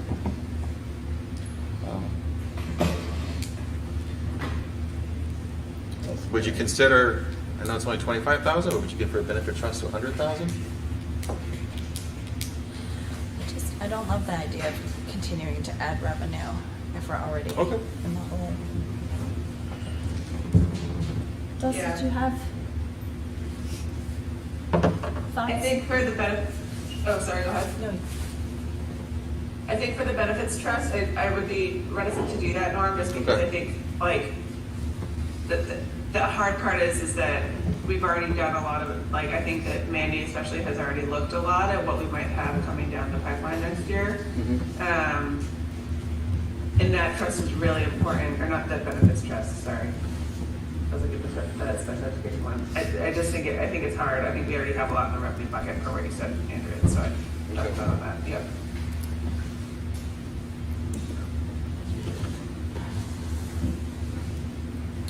Other thoughts? I do, but I guess before, can we go through the other warrants when we're done talking the operation budget? I don't know if I have a specific proposal right now, but I guess some of it may depend on where we land on the other warrants. Sure. Should we talk warrants first and then just kick this little budget vote down a little bit more? Aside a little bit. That's a good idea. Yeah, no, that makes sense in order to have a more full picture. I think that makes sense. Can I clarify the enrollment? Go for it. Okay, so the three enrollment numbers that I've been using, we are 959 as of today, 959 students enrolled in our school. Bless you. Bless you. 935 is the number that NESDEC reported as our projection, and then the number for ADM, so that's average daily membership, that the state takes into account average sicknesses, so they're saying on an average how many kids are here present every day is 905. So 959 are currently enrolled, the 935 number was the projection from NESDEC, and then 905 is the actual ADM the state calculates. Thank you. If you could just, when you use a number like that in the future, if you could say what that number represents, because that makes sense, because it went from 903 to 9. We don't know what that terminology is. Yep. So you could clarify it that way. Sure. All right, so pausing on budget, but actually still talking about budget, just differently. So you're moving on to, sorry, I'm pull up all the things. Discussion on finalizing warrant articles. Yeah, so warrant articles are, they've been brought up before. We've talked about several things, from the safety plan that we had put together to CIP, and Mr. Rizicki's coming on the 17th to present the whole new CIP, the new format, the new everything. And then finance had met in regards to essentially recommendations for trusts. So I know on here specifically are the three that are listed, but Rob, do you want to go? do you want? I'll let you talk about CIP. I don't know if we had spent a lot of time pulling a number to the other. So Dulcie, do you want to speak to how the number that's the recommendation? Yep. So last year, as you guys might recall, what we put on the warrant was 200K, so that we could start to sort of build a balance towards and start to work off some of the big ticket items that we had coming down the pipeline. And you can see those still in the old CIP format, which is publicly available online, the Google Doc. And what we're trying to do as part of the work of this committee and what we'll discuss on the 17th, like Mike referenced, is A, come up with a new format that is much easier for everyone to read, B, be able to do Jim R. has done a really good assessment of what multiple years of work needs to look like and what the priorities are and what can be mitigated, what actually needs to happen, what are options, etc., and has gone out and gotten proactive sort of draft numbers for what that needs to look like, where we're trying to actually start to work up CIP number so that we can actually be spending to the amount that we should be as a district. Remembering that if you did it based off of a private number or a square footage number, we would be somewhere in the $700,000 to $900,000 per year, which is obviously not attainable for any district ever. The amount that we want to go forward and ask for this year, knowing that it's a complex budget year, but in an effort to go and try to think about how we're going to start to build up that CIP, was $275,000. And that is to go towards, and we'll discuss it in detail on the 17th, of like what that will go for, how that will be allocated, how that gets us to the step towards an appropriate number for the district for what we can be putting aside, so we're appropriately spending every year in our facilities. But happy to answer any questions. Dulcie, do you know what the tax rate impact of the 275 would be? 33 cents. 33 Rob, cents. you have it, I think it's like. It should be 33 cents. 33, yeah. Yeah. Dulcie, you received money back from the building project, which helped alleviate pressure in our CIP. If you did not receive that money, what would you have been asking for the town in this warrant? That's a great question, Norm. What we had talked about last year, when we'll call it pre-Jim Rosicki days, but when we had been looking at it, like basically what it looked like was that somewhere in the next, like fiscal year 24 to 26, we'd have to be looking at either significantly larger amounts, and you could think about probably 2x what we're looking for, or thinking about where we still in the land of low interest rates, a bond, because there's several large projects coming down the pipeline that if we're going to pull them together with low interest rates, we'd be able to look at.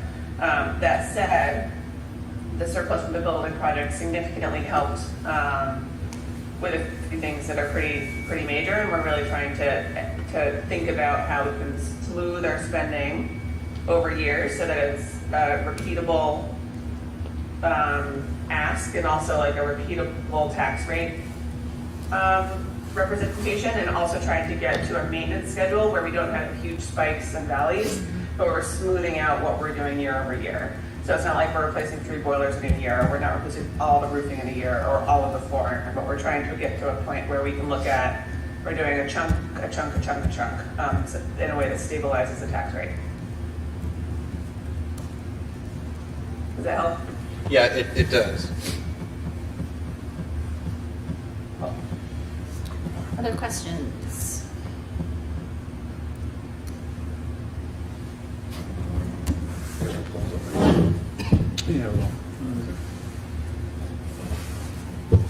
So I guess my question is, I guess you're on CFO too. Yes. So I guess the question is this the original amount that you guys came at to request? Is this more? Is this less? Because it's a big number. Oh, it's less? No, I mean, we haven't discussed this as a board, so this is what we wanted to, when we have been doing like sort of a multi-year budgeting standpoint, and Mike, feel free to chime in here. This is where where we wanted to come in with an ask, Andrea, so that we could do the work on the buildings that we needed to do. I think everyone understands also that this, like, putting together the entire warrant is a puzzle. And so, you know, I'm certainly aware of that. But when we think about the facilities work and sort of the buildings and the CIP, 275 was what made sense in terms of being able to do that. Didn't we start at 350? When I started at 350. If we started at, yeah, it's fine. Yeah, I think 350 was a number that was on a spreadsheet. Yeah. Yeah, I think that's what. That is true. I think that's what Mr. Rozicki was going to recommend. That might and be true. We whittled it down to 275.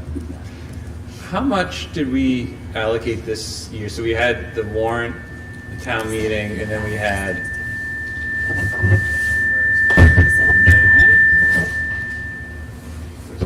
It's Mike.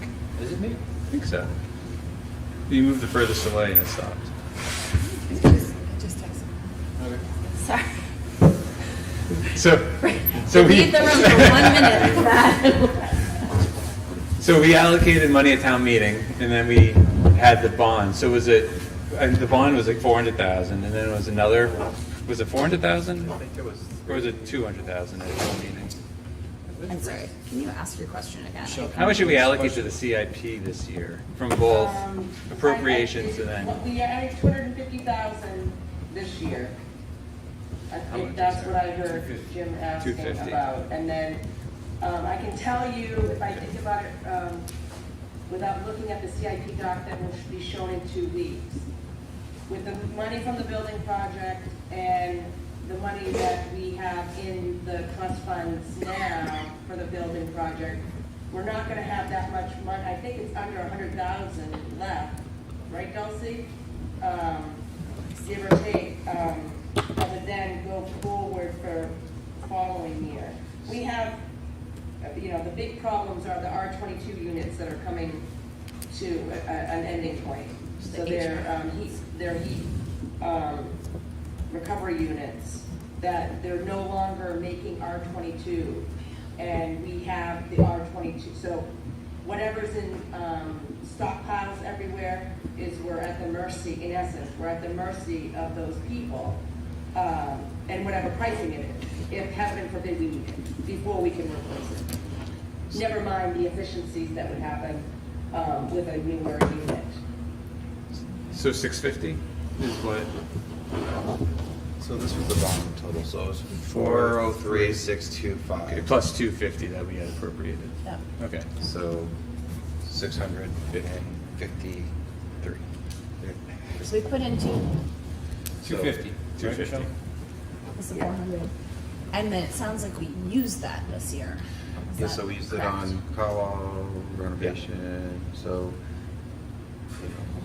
Alleviate pressure. Yeah, we to used, CIP. we used, yeah, Yeah. So this would essentially, the 275 would be to we're building it back up. finish that.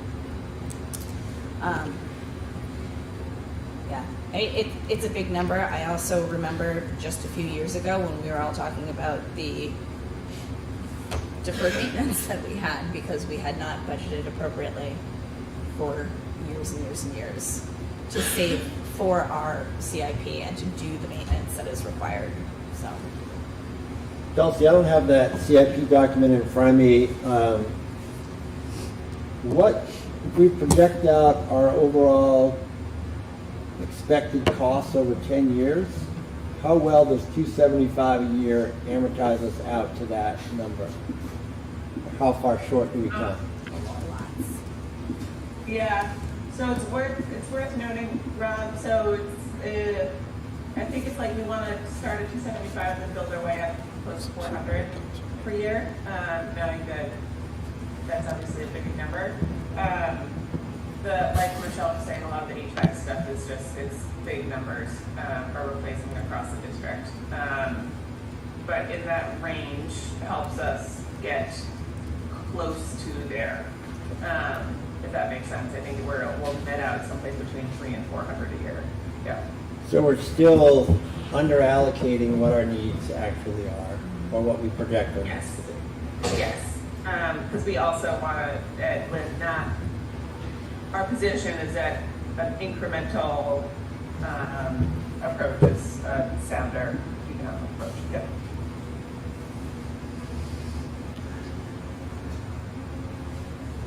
Can I just jump ahead to the other two while we're on it? Yep. So after finance and after discussion, just try to, give me 1 second.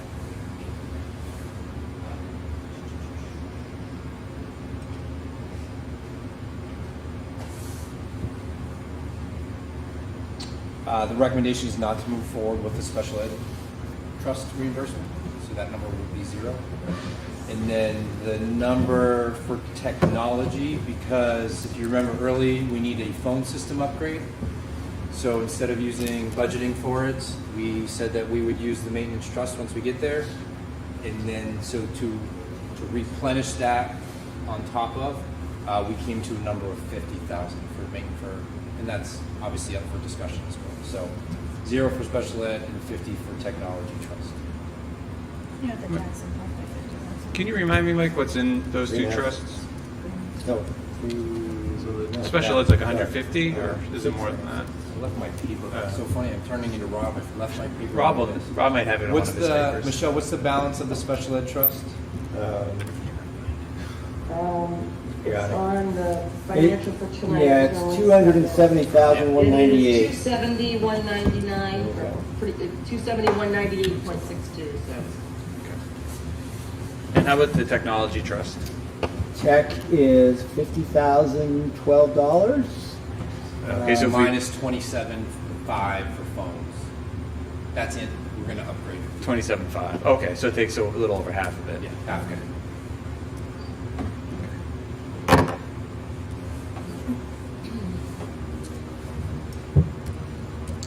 Tax impact of 50 cents, Rob, is 6.5. 6.5 cents. So 0.065. So with the CIP in the tech trust, you're looking at an additional 36. So the total would be, as it stands, to fast.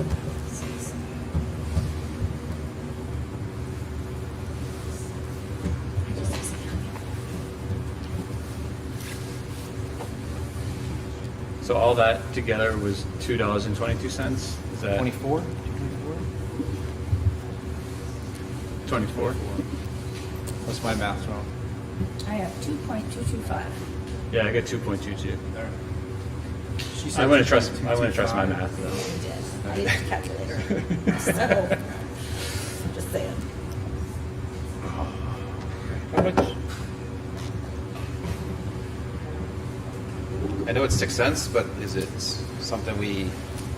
2.24.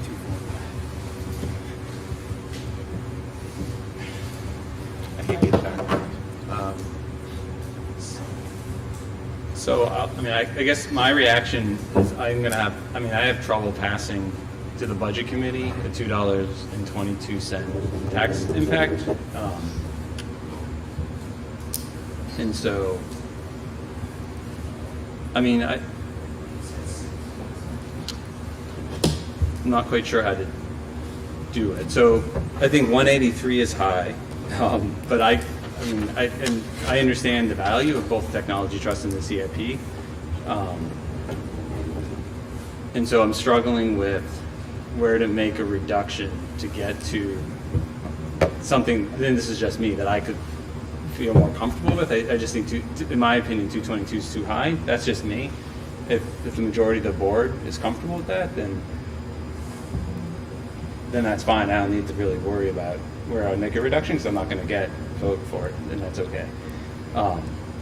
And so I guess that maybe that's sort of the softball question I would ask. If the majority of the board's comfortable moving forward, then I don't need to propose any reductions, and we can move forward. I can propose some reductions if people are open to it, but I don't need to. I would propose a reduction. I would propose doing 0 on the tech trust and do that through the budgeting process moving down the road. But I don't think, I think it's a question for the voters what they want to do with the CIP meeting, because we have heard for years, and certainly for almost the last 3 years, about our inadequacies there. So this is addressing it, and if the voters don't want to approve it, they don't want to approve it. But I think it's the right, rational thing to do to move it forward. So I would propose that we stay with our operating budget impact at $1.83 and the CIP at 33. And as much as I would love to put more money into the tech trust, I don't think this is the year that we can afford to do that or ask taxpayers to do that. Michelle? Michelle, can you hear? I heard my name. Yeah, sorry. I know you don't have a crystal ball, and I know you like to be very conservative, but if you had a crystal ball and you didn't want to be very conservative, where would you put the fund balance at the end of this fiscal year? And right now, I know we have $150,000 already dedicated, so you're comfortable with that, or otherwise it wouldn't be on this one pager. Right, because like the financial that's going on the board's agenda tonight, we're not even at 100,000. Yeah. And so, but I do know that we have a grant that just got approved, that they're going to have a reclassing entry that's going to put money back in the general fund. So, we're so early in the year. At this point, 150, I think, is what we use. We'll know more as the next couple months shake out. I mean, one thing, we do have a couple openings that we still haven't hired. Now we have another, 2 that are coming down that are, I don't know how much luck we're going to have with that.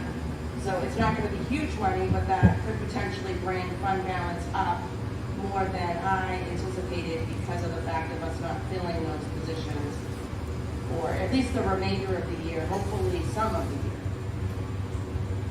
So unfortunately, at this point, I don't want to go any more than 150. But that's not to say in the future we can't look at that and potentially change it. The good thing is that when we're talking about this right now, anyways, we're voting on the expense total and not the revenue total. Even though it does make a difference and it's very important, it's certainly a tool that can be used throughout the time that it's with the budget committee, and we'll know more. Then the public hearing, we'll know even more. So I'm sorry that I'm not helping much, Jim. No, you're helping, and it's the right answer, so thank you. I guess I'm comfortable with the dollar amount of 275, and just maybe less comfortable with it coming at this point all from a tax impact. I guess I'd be more comfortable putting, as we know more about fund balance, using the fund balance to fund a CIP trust rather than it coming directly from taxes when we're already asking so much from the operating budget. I don't know quite how to do that here in this context, other than moving forward the number and then us having a discussion as we get further down, like we did last year, about how we can allocate. But that would be my proposal. I mean, we're not making our final decision tonight, which is great, but this would be a hard one for me. I think that's exactly what happened last year. Right? We had, last year's allocations were easy to warrant articles because almost all came from fund balance. So if that should be the case, then I think that would be good. I do think at some point we do need to get it into the tax rate. Because if you're going to, over time, want to see that and not see the tax rate bump, then eventually we're going to have it in the tax rate. I think that we have to present next week to the town budget committee, and that's I'll call it the first round. Mm-hmm. Then we have a meeting on the 17th where the picture might be clear on fund balance, so to speak, prior to us going back on the 18th. So if we were to present, as you mentioned, the number to the budget committee next week as 275, the way we present it is this is still a work in progress towards before I meet with you on the 18th. When is the budget committee's vote on our budget and warrant articles? I think it's the second week. It's the 18th. 18th. The 18th of February? Yeah. So I was thinking the same thing. That January. That's They're- just. Oh, I'm sorry. No, Oh, go. sorry. You're right. I know it's 2 different votes. So they do a soft vote. Right. Okay, but the public hearing and. Yeah, so what will happen is we'll present next week, they'll give us some instructions, some feedback, and then we can come back here with their comments and stuff, and then we can listen, yay or nay, and then we go back with the homework, we talk to them again, and then after that, they'll do a soft vote, I guess is the word you call it, and then we have a public hearing after that. So, last year, I think we went to 1 meeting only, I think, it was pretty. We went to 2. 2, was it 2? So. So what was the date on the, what's called I the hard sent vote? When's the public hearing? Let me look it up in my. February The 8th. 8th, okay. And I Thanks. think the 25th of January, that meeting, they decide what's gonna go to the public hearing. And there, I'm sorry, I don't mean to get in the weeds, but the budget committee will go, they present their budget, but they don't present their own warrant articles, those are our warrant articles, correct? Okay. You know, I liked last year how when we got more information on things that would happen, we were able to make an amendment. It actually came up to district meeting where we made an amendment. And I'm definitely, like fund enough, I would like to be able to see where we are in the next couple of months with fund balance. I mean, we could approach it as this is a potential number, but it's something that hasn't been solidified from this board.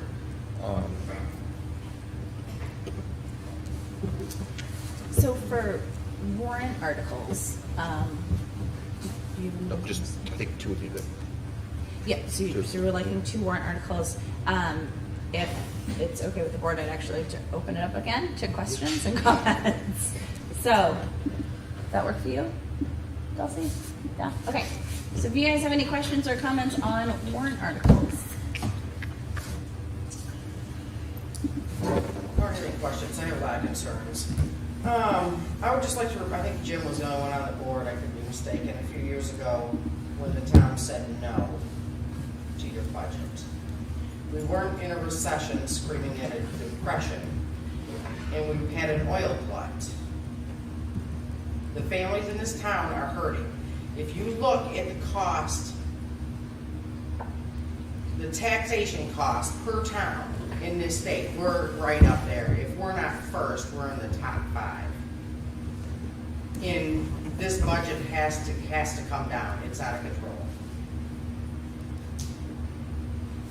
And I'm going to validate this, and I will happily retract it, but I think Bo has 1 psychologist for their 1,000 students, and they may have more than 1,000 students because they mixed with Dunbar. So I think you guys need to look long and hard at this budget, because the increases we're seeing on that sheet, it's per, you guys gave us the breakdown. And for the estimated assessed values based on 1 number under the articles. This is scary, this increase. And I know you take it seriously, I know you work hard, but this is what you signed on for. You gotta do better. This is not acceptable. Thanks. Any other questions or comments?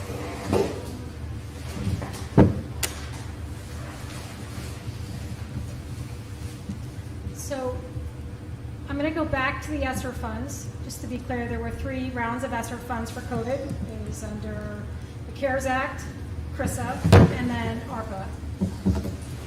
That bloated your budget by some amount, which is in the, you can find the total amount in the state website. That was something that was not fully explained to the voters last year.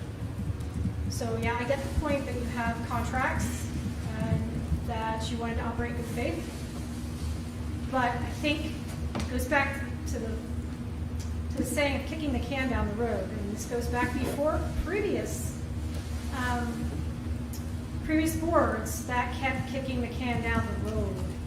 And I think it's like the chickens have come home to roost. So we have now a point where you feel like you just got to throw it out to the voters. And I think families are hurting. If you go to buy eggs, it's anywhere from $5 to $6.29 for a dozen. So that's a pretty normal staple in a family. I don't know how they're going to afford it. And so what's going to happen next year, I'll say it again, is you're not going to have the money to float this thing anymore. Eventually, it's going to explode. So you can either make the hard decisions now and try to curtail it, or you could wait and have it explode next year and hope you're not on board. But I don't really think that that's fair to the voters and the people in our town, our community, the people we care about. So again, I really have you dig hard and try to reduce this so that families can continue to live in town. Thank you.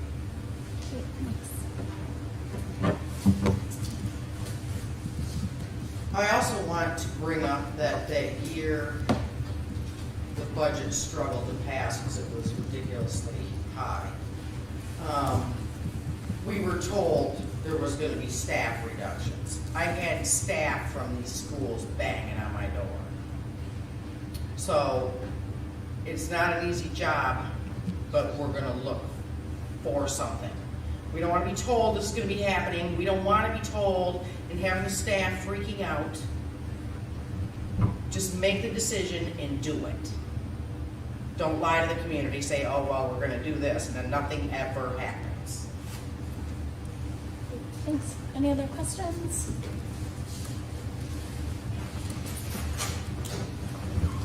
Because I have a foreign comment, 86 Maple Street. In the current budget, are there any remaining ESSER funds not spent with the spendings in this budget? I know we still have some time into next year that we still may have a little balance there. So the same document that I pointed Rita to, I can point you to. Yeah, I've seen it. I just don't know with the add-on. I hadn't looked at it since we actually applied those. So it's projecting what Rita was asking, what ESSER will be using and what we're talking about tonight. So if that were to move forward, there'd be a balance of 53,883. If everything that's already in there passed. If it moves, yes. To maybe again offset an ESSER funded teacher, because we do have that hanging there. The presentation on the Homeland Security and the 2.5 million of upgrades that comes with that, we talked about that you touched upon the K-walls being replaced. And I thought some of that discussion was the yurt at the high school and that you're crossing two conversations. So the K-wall and the yurt had to do with the CIP recommendations on what to use the remaining funds with. The safety report that was presented at the last meeting, I think it was the 20th, that was that number. And we still haven't met as a group yet to work on that. I guess it's the easiest way to say that. But it's not in this. But it's not in. It's not in this. It's not in this. I mean, I guess I was curious. Nope. Not that. Okay. Not that Homeland Security or the K-walls. No. So this is, you're messing me up. Two different things. K-wall had to do with CIP and the remaining building funds. Homeland Security and the safety plan was a school board goal that they set at the beginning of the year to have a safety plan come forward with recommended alterations or upgrades or whatever. That's still sitting on the table. That hasn't moved anywhere. I understand that. I guess my understanding was that your part, the glass in there, is K-wall, is it not? It wasn't that part of that. Nope. The board wanted us to go back and look at not replacing K-wall through the building funds. That's when it came back. That was that. They directed us to do that. Still two different separate conversations. but none of those are in this budget. No, I got that. I'm looking down the line of other expenses. So that the K-walls are being addressed now with money that we've already set aside and that we already have. So that's why there's no budget impact. The bond stuff. And the money that we currently have. When we were having the earlier discussion about the CIP trust and why we wanted to backfill it with the 275, part of that conversation is that we put 250 in last year. We also were able to move 400 from the bond. So we had a total of 650-ish. This year, we're using that money to address these, like the K-walls, so that we don't end up in a deferred maintenance cost down the line. Does that? And when they talked about the yurt, they wanted us to find savings to not use K-wall, which it's not going to be K-wall. It's going to be, I forget what, It's gonna be capped. yeah. Nice. So in the event down the road that gets negated or turned into a different address. Right, we didn't want to spend the money on K-walls, but we wanted to Potentially be watertight. remove it however further down the line. Okay. Yeah.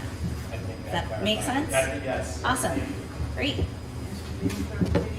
Yep. And the grant money that was in the paper that you received for safety, is that part of this Homeland Security's package that you're looking at? It was initially, but because we were awarded the grant, we had pulled that out of the package because that will be addressed immediately. Okay, so that grant money hasn't been spent yet, you're still laying out? So the state directed us on how we were able to use it, and it was rekeying and some badge entry and protecting our network. And that's why it's not in the budget, because it was taken, well, it was shown somewhere. It wasn't in the safety plan that Mr. Rizicki presented at the last meeting. So that safety plan number was automatically reduced to 104,000 that we were awarded. Sorry, I'm still confused. So that money that was supposed to be used to look at those changes for Homeland Security, that money is funding something else? Nope. So we submitted the grant to the state. I forget what the acronym was. I think it was the SAFE okay. grant, something like that. So we put proposals forward, and then I don't know if you remember, we weren't awarded any money on the initial funding. That went to essentially Derry, Londonderry, Salem. And then on the second one, 3 of our 5 that were submitted were approved. And you have to use what you submitted it for. You can't, obviously. Correct. And can you just explain to the people what we submitted it for? I can do specifics, but general was rekeying of all our locks to have a master lock system. Another one had to... Physical work, not a design or plan. Correct. Okay. Changing of locks, essentially. Badge entry access points. Okay. And I want to say it was like network server room protection. Okay, so they're physical things that you worked on. So the 2.5 million, which was for the change, 1.7 to 2.5, whatever it is. So what is the deadline? Is there a deadline that Homeland Security has gave you that you have to get that done? So it's not in this year's budget. Again, we still talk about this can going down the road, that at some point. So that was the safety report was actually started prior to Homeland coming. That was a goal the board created. So when they created the board, Mr. Rizicki and I engaged with them to come out and evaluate our campus. It's fine. Right. It's good. So they didn't impose a deadline on their suggestion. So now that you have that plan in place, you have it developed, Homeland Security has a copy, the state has a copy, right? I mean, they're aware of your issues, right? So there is no deadline where they would like to see that complete. And is there further grant money available for that? So we believe that the state is going to be applying for another round of Probably funding. not enough, though, is my Exactly. guess. Yeah. And so when we sit down, when I said it's been tabled here, this board hasn't even digested the safety report as a whole. Okay, but as a community, we need to be thinking about those things going forward, because that's going to come up, and we know there's not going to be enough grant money, it's just the way it works. So at some point, they're going to foot the bill for that.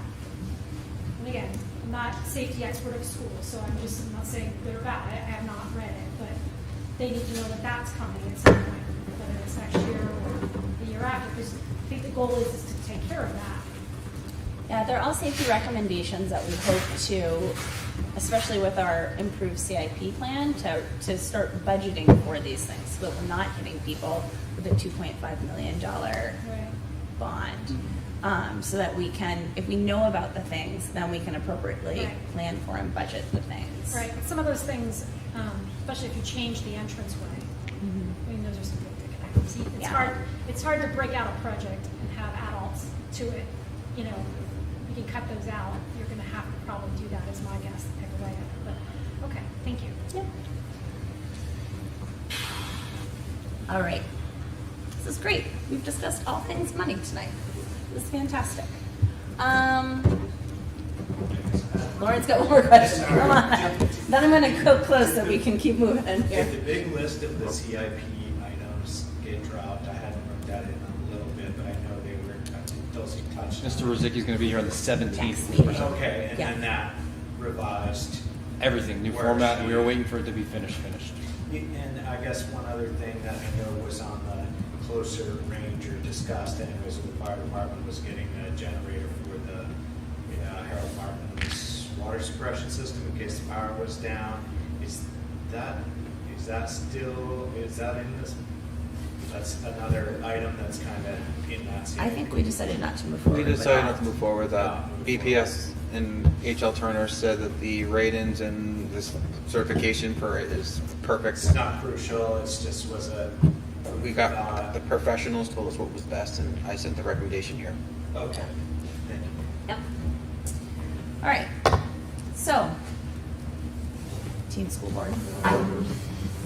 With all of that in our brains, we have two things that we need to basically decide on tonight. So we need, for me to pull up my correct notes, we need to come to some kind of agreement on a final number to move forward to the budget committee for them to at least give us a soft vote on it, as I understand the process, Norm. Is that correct?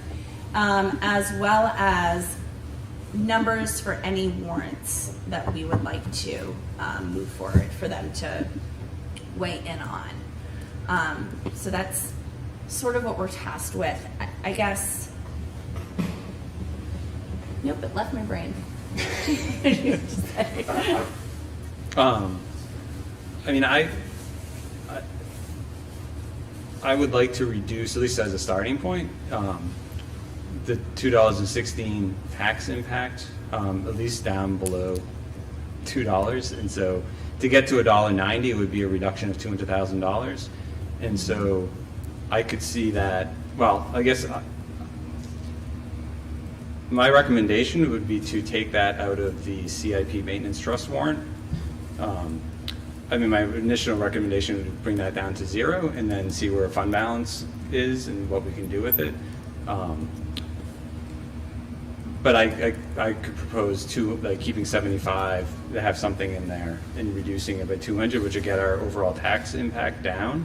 It's still higher than we've seen it in a number of years, but it feels doable and at least a nod to the fact that we would go to the budget committee right now with $2.16, which it feels to me like that's kind of an unfair number. I mean, for a $300,000 home, it would be $650. $200,000 home is $430, which is a pretty high increase on people's property taxes at a time we already know it. They're already facing high inflation costs, high electricity and fuel costs, and so this isn't the only increase folks are seeing. I'm not saying any of the things that are in our budget are wrong. I think we've done a great job, and we're still looking at $2.16 proposal, which is pretty. It just feels like too much for me. So. If we were to decrease the amount in the CIP trust, and we were to find that we had fund balance later on, if we did not have the amount on the warrant at town meeting, would we still be able to put in additional money? Yeah, we can amend our warrant articles. This is what we did last year too. Okay. We amended the source of funding from the warrant last year. That's amending the source of funding. Can we amend the overall amount? Maybe Go ahead, Michelle. Michelle now. Sorry, so I think we'll have to check with legal, but I think, we need to put in there to have $1 come from fund balance, so that the intent is not changed, but then the monies can be changed and amended. But I don't believe you can go from, changing the value, let's just say to 100,000, and then not talking about fund balance, and then wanting it to be 250 and 150 to come from fund balance, if that makes any sense. So if we did 75,000 with $1 coming from fund balance, then at a later Correct. date, we could amend that, say we got $100,000 in fund balance that we weren't anticipating, we could amend it up to 175 with $100,000 coming from fund balance. Would that be? I'm would that be 99% legal? sure, but we'll confirm with legal, but and DRA. Chelsea, did you have something? I'm looking this way. Oh, yeah. I'm thinking. I'm processing that. No, I'm good. Okay. I'll jump in. I don't like the idea. I appreciate what you're saying, Jim, but I think the idea of focusing on the 216 versus what we're allocating money for, I have as much difficulty with that. So I would much rather stay with the numbers that we say this is what we need to operate the schools that we have and to maintain our buildings. If fund balance comes in higher and we can allocate it at school district meeting and before, all well and good. If it's, other things happen, then I would rather make the adjustment later, but make it clear what we need now. And then try to create a complicated funding situation when we don't know what the situation is. But we just reduced the technology trust fund, and those are monies that we need to operate the schools, the same as the maintenance trust. I mean, by reducing 275 to 75, we're not eliminating everything the schools need. We're trying to balance the local tax rate impact versus what the school needs. Like, the schools aren't going to shut down because we take the money away. So again, I understand your language, but I also think I'm not sure it's fully an accurate picture of a reduction. But I think to be fair, with the technology trust, those things can be dealt with and forecasted much better through the budgeting process, whereas the CIP cannot be done through the budgeting process without a major impact. I don't think that technology is going to be offset or harmed in a significant way by not adding to that trust next year. And I think we just spent $650,000 this year in building maintenance, so we've increased our budget by $400,000, which feels like that could help us through this year and not allocating it another $275 to a trust that we just over allocated to last year. So it's not that we're not doing building maintenance and trust. We actually are doing much more than we had anticipated doing by, almost $500,000. And I think when I asked about the amortization 10 years out, the response was we're not even close. So I guess I'm just sort of at a quandary here. We hear about saying, let's be clear about what we need in the future, and how do we realistically get to that. No one is happy about these numbers. I'm not happy about these numbers because, but this is the reality in which we live. So I am more than confident going to the finance committee and sitting at school district meeting and saying, these are the numbers that we have moving forward to support the schools that we have and the schools that I think people want and want us to maintain. And this is what it will cost. So, maybe that is too simplistic of a way of approaching this, but I think it's a realistic way of approaching it. So, if there's no further discussion, I would like to put a motion to move forward the operating budget of $24,892,924. And then I would also move the maintenance trust at $275. All right, start one at a time. So the first one I heard was a motion to move forward our operating budget of $24,892,924. And this number would be the number that we would be putting forward to the budget committee tomorrow. Nope, next week. Next week, I apologize, next week. Dulce, I hear a second? Right, motion and a second. Any further discussion? You know, I like the angle, Jim, that you were going with.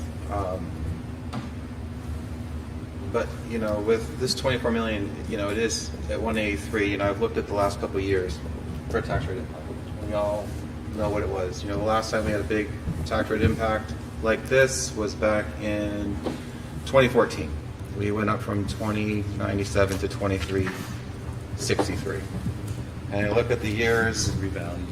You know, was there a reval in 2014? Yeah. Oh, there we go. Evaluation So- with that, so rates go up. So it's, you know, we have to remember when we bring this number to the budget committee, it's their number that's going to be deliberated at the district meeting. It's their number. We're given what we feel is best, and I'm going to close it with saying a lot of this has to do with the state. A lot of it does.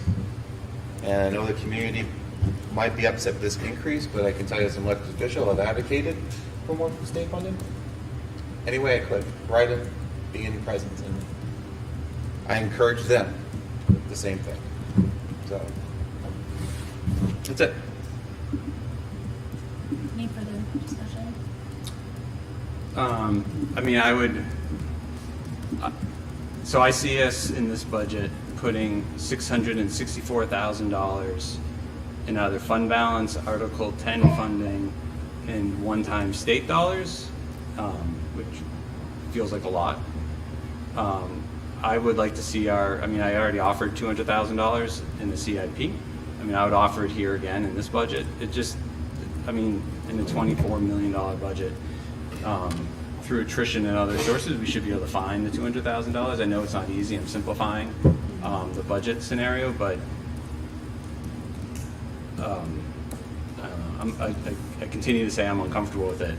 I think I've said that in the first budget presentation. I've continued to say I'm uncomfortable with it. I'm so uncomfortable with it. It's a very large increase using revenue we're not. Well, I can't say we're not going to see it again because we don't know. But it's challenging. So I guess I would make a motion to reduce the operating budget by $200,000 from what Rob put forward. Which number I can't remember, but it's in front of me. But minus $200,000. All right, so there is an amendment. Like abridgment. It's not. It still needs to be second. Right. So it would be, just so we know the number, so it would go down to 24,692,924 would be the overall. I'm gonna second that, actually. So now we have a motion, and then it's been amended. I think for my comments, I think that we are a single town school district, and I think this is the hard part about being in a single town school district. I think that, every year we are asked to make quote unquote difficult decisions with the budget. We've been working on this since October. I think that this board and or whatever board is moving forward, my suggestion is to continue to look for additional ways to bring this down, and it may or may not be through reducing expenses. It may be through looking at whether or not we want to remain a single town district. That is easier said than done. It would also be up for a whole community conversation, but I know that this is something that we all, and I mean it like the royal we, I think as a town we struggle with year after year. So, yeah, I don't have any graceful ending of those comments. So what I'm going to go ahead and do is we're going to vote first on the amended motion. Left my brain again. So those in favor of moving forward an operating budget number of $24,692,924 to the budget committee at next week's meeting, please say aye. Aye. Okay. And those opposed, please say nay. Nay. Okay, so that motion fails. So then we're gonna go back to the original motion. So those in favor of moving forward a budget number of $24,892,924 to the budget committee at next week's meeting, please say aye. Aye. And any opposed, please say nay. All right, that motion carries. All right, next up, I heard a motion for moving forward. I guess for clarification, are we only moving forward the CIP Maintenance Trust and not the Technology Trust?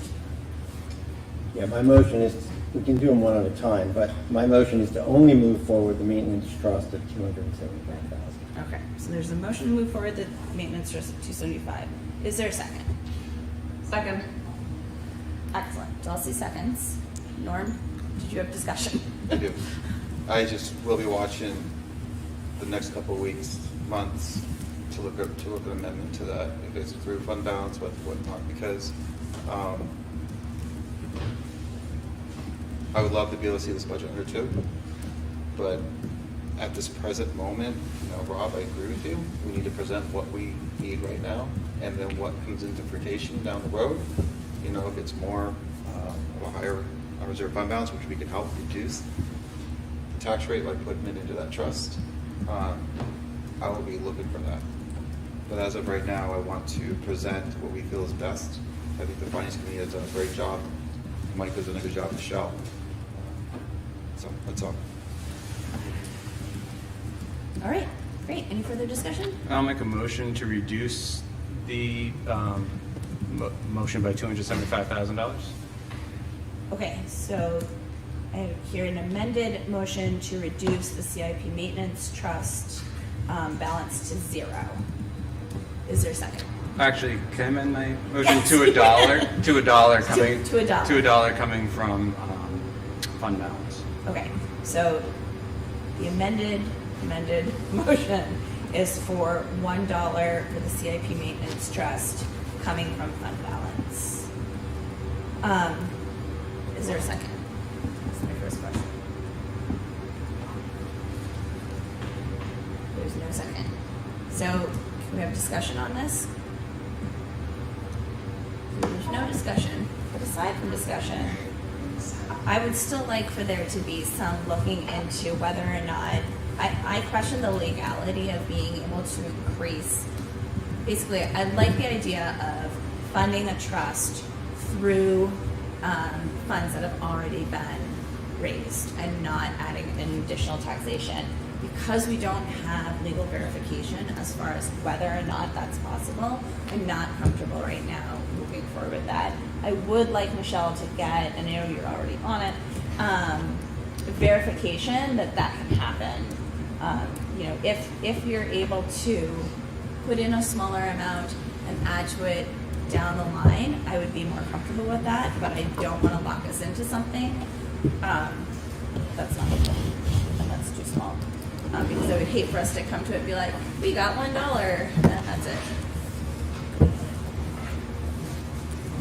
So that's that one. So we're back to the original motion then.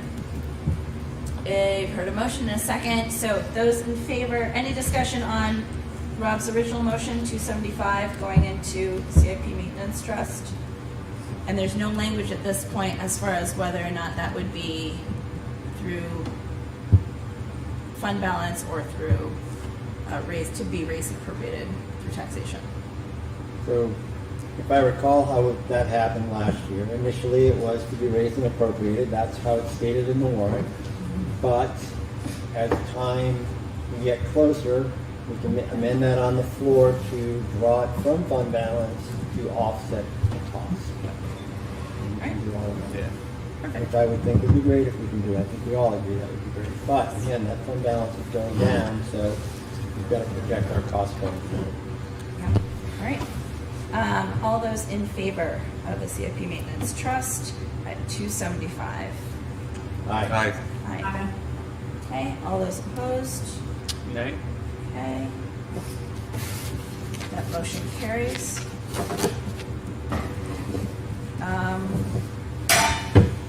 Are there any further motions on any other trust funds for this year? Specifically, we're talking about the Technology Trust. I don't suppose. I don't support. Okay. Nothing moving forward. All right, so as I'm sorry. Oh, Can yeah. I ask a question on that one? It's really for Matt, but Mike might know the answer. So what are we losing by not putting the money into that trust? So I would say, from my understanding, what it was initially created for, and that was prior to me, was to have that. And then with what occurred, it helped you at that time.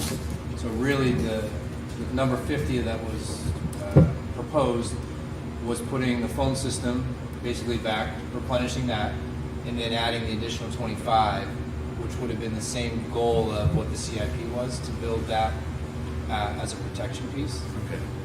That's why Rob said he would recommend us budgeting for what's needed rather than what essentially is a protection piece. So there's nothing failing right now about that.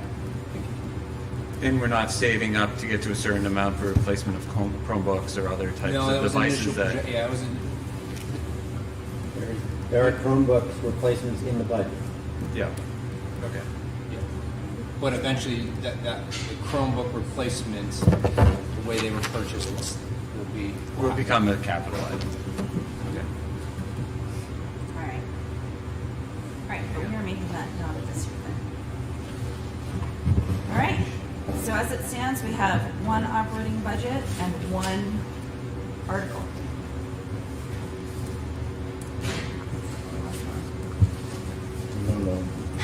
No, Norm. Okay. Great. Well, this will go on to the budget committee. We will then get further information, hopefully from the budget committee. And then this will go to town meeting in March. And then we will go forward with what the voters vote on. All right. Becca.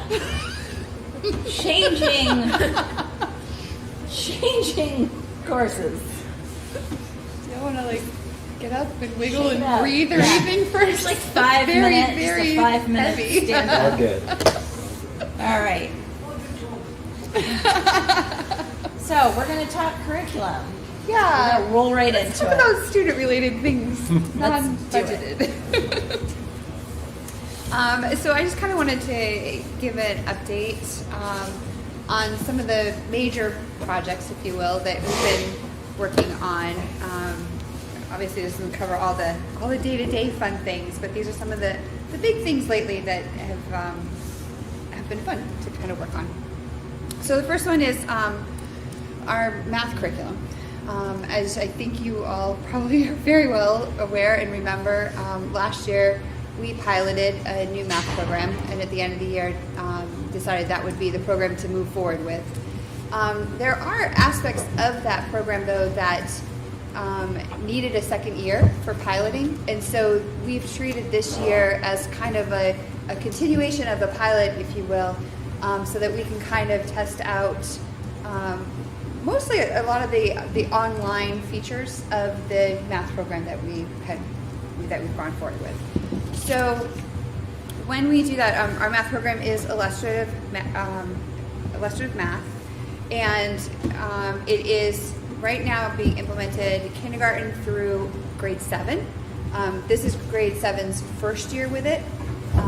And our teacher there has been a tremendous sport because she is new to us and kind of jumped in. So we've had a couple conversations. We're going to continue to kind of talk that through. We've been in partnership with the company about the transitions from 6th grade into 7th grade. moving it into 8th grade next year, and then going back into a more traditional sequential math cycle once students hit algebra. So we've started some conversations, and we know there's more professional development that's needed there. But on the earlier stages of it, I was not obviously here in classes at the elementary level last year to fully appreciate the angst and the stress that they were having learning and implementing a new program. But I've been the recipient of lots of comments this year where people are saying they are feeling far more comfortable, that they are really enjoying the way students talk about math and the way that this math program allows teachers to really see their thought process as they're doing the math. So there's a lot of hands-on manipulatives, or there's a lot of conversations that kids get to have in small groups, and they're talking about and problem solving together, and then we overlay the individual concepts as they're trying to do this problem solving work.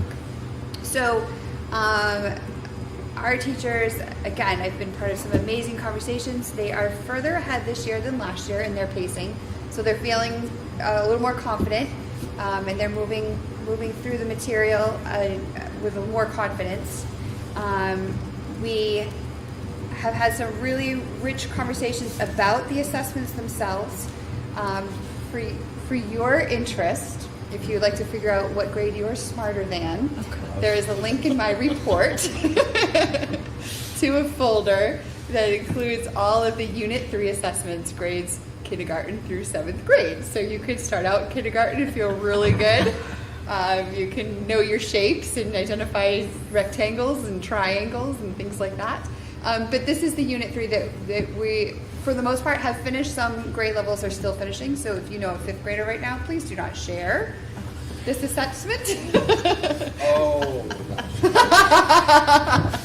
But this gives you an idea, and you'll notice what's really interesting, especially from like when you and I all went to school and were in math versus what you see on their math exams now. One, there's not a ton of questions because they've done a lot of mini assessments all throughout to make sure about those concepts for each mini lesson that they do. They've got some immediate feedback that they receive. And so at the end, it's really just saying, are they able to take all these concepts, applying them to a new scenario, and reach mastery?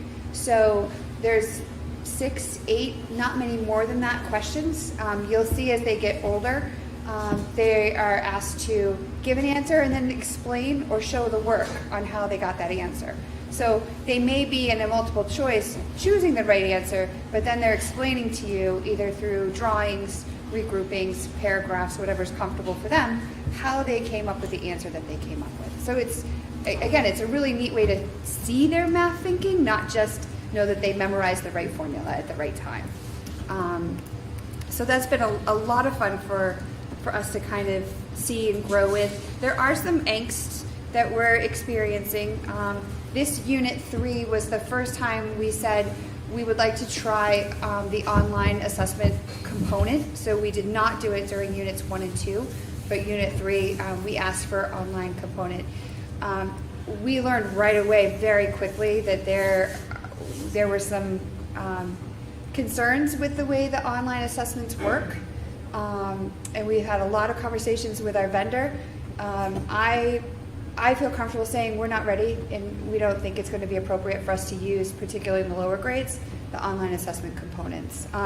Things like, it's hard, like you'll see 2nd grade is doing measurement. There's a lot of measurement, and to use your touchpad to manipulate the way the ruler is going to angle, it wasn't okay. Sometimes there was things like the screen would freeze when a teacher was going to grade it, and really that was due to the capacities of the servers on their end, not our technology, but the company's technology. At certain times, our poor teachers would have a very unsatisfying spinning wheel that they would have to look at and then back out. So it really wasn't efficient. The other thing that was really interesting, and it sparked some great conversations that we are going to continue with, is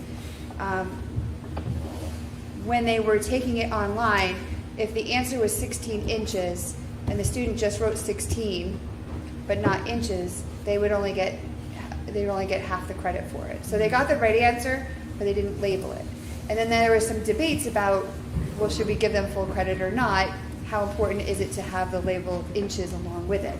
So those are really good conversations that highlight for us the need and the importance of making sure we have a common scoring guide so that all teachers are going to score the same way. So that if you're in my class and I require inches, you don't have lower grades than Mr. Flynn's class where he doesn't worry about the word inches. Sorry, you're going to be my person. So it's an interesting kind of secondary conversation. And so from that, we are working, the math team is going to be working, we're going to look at each of the following units and making sure that we have a common scoring guide for the teachers to use. The other thing is that we did have some rubrics that the different grade levels had created a bit. So a rubric would say, like, how do I score this one and how do I score this one? There are some differences between the buildings. So that was kind of the fun that I've had of pulling everybody together in a more unified format, not individual schools, but all together on the district, so that we're now going to kind of look at that as a solid continuum. So we're using the same criteria, the same results through every grade level. The reason we wanted to use the online assessments is we wanted to kind of answer the question, does that data give us the ability to look at whole grade level issues, concerns, strengths, and weaknesses, right? So if we take an online assessment and it literally shows us every answer, whether they're right or wrong, and it lines it up to the standard that we were trying to master through the lessons that they've learned in that unit. So every unit maybe has like 2 or 3 standards that are heavily being addressed, and the questions on the assessment align to those. So if you have 3 or 4 questions here and some thinking explained, and 3 or 4 questions here with some thinking, you have a pretty good idea of whether or not they've really mastered that standard. That's great information, and it's great to have it in a digital format all ready for us, because then we can look and say, was this a struggle for a small group of students who may need an intervention? Was this a struggle for a classroom who maybe needs it taught differently to them from the teacher, so we need to work with the teacher on how to instruct that? Or was it something that the whole grade level struggled with, and we need to look at our content overall to see what maybe happened in prior years' knowledge, how are we addressing it with this grade level, and how do we repace that if we need to for our kids? So that's really the impetus as to why we wanted to look at the online assessment data. In some cases, we had the kiddos do it on paper and then just put their answer, the final answer, in the computer and not worry about we used just the written on the paper explanation, didn't put that in on the computer, especially in the younger grades where we just talked about like that ruler and stuff. So, but then we ran into like the 16 versus 16 inches kind of an issue. So we're working through those. We are going to continue some work on trying to figure out how do we create an opportunity for ourselves to look at that information I just talked about on a global level if we're not using the online assessments. And I just think that there's 2 components to the online portion of illustrative math. The first component, well, I guess one component we've been talking about is the online assessments. The other component is the lesson plans and the activities and the videos and the teacher books and student books and things that we can send home to parents. That area, I think, is where our vendor put a lot of their time, energy, and money, and it's phenomenal. So the ability to pull down lessons, it gives teachers, this is what you could say to unroll this, to roll this out for students. These are anticipated questions that students may have, and here's how to answer them. It's really beautifully laid out. It gives them the opportunity to create groups for students and create extension work for students who are ready to move a little faster or go beyond. It has supplemental work for students that may need some additional work. It has videos that lay out how to teach it, what the outcomes would need to be that we can share with instructional assistants, and we can share with other support staff working with students, so everybody's talking the same language and understands when we're talking about this unit, which is, addition and subtraction up to 1,000, we're all using the same language, vocabulary, understandings, and strategies with kids, which is really important. So there's some great positives. Overall, we're happy. There's an area that they need to put more time, energy, and money into, and unfortunately, it's a package deal. We can't say just give us this half and take away half the cost. We're working on that, but that's just the way they do it. But in the meantime, I don't have a lot to base it off of, just the anecdotal stories of last year, but from what I can see this year, I'm really excited about what people are doing, and they're really taking it seriously, which is great. So that's our math program in a nutshell. Any questions on math? Yeah, any questions on math? How do you go from each problem? I'm joking. Do you need the answers? I had to think a little bit. I have a question about the middle school math. So you said that it was being piloted with the 7th graders? Yep. And would it also be used for algebra if algebra was being taught in 8th grade? No, it won't go into algebra. So algebra and algebra 2 and advanced, those are all like more traditionally taught. This goes to 8th grade, like a pre-algebra kind of course. Okay, and if kids were to take pre-algebra in 7th grade, would the curriculum like somehow catch them up in 6th grade to like fill in the gaps of that year of 7th grade math that they weren't getting? Or would it just go from 6th grade math to pre-algebra math? I think I know what you mean, so I'm going to try to answer, but if it doesn't sound right, just tell me it's not right. Yeah. So there are opportunities in the math to like move ahead and do extension if students are ready for that. And so they have those abilities, and if they're moving at a faster pace, then we may put them in more advanced classes. It's still the same concepts. They're moving at a higher and faster rate though. So I'm just asking, would pre-algebra students in 7th grade be prepared for that class with a 6th grade math and all that stuff below that education? Yeah, it's still the same. It's still the same. Yeah. Okay. Yeah, still the same. Okay. Simple answer, yes. Okay. Any other questions?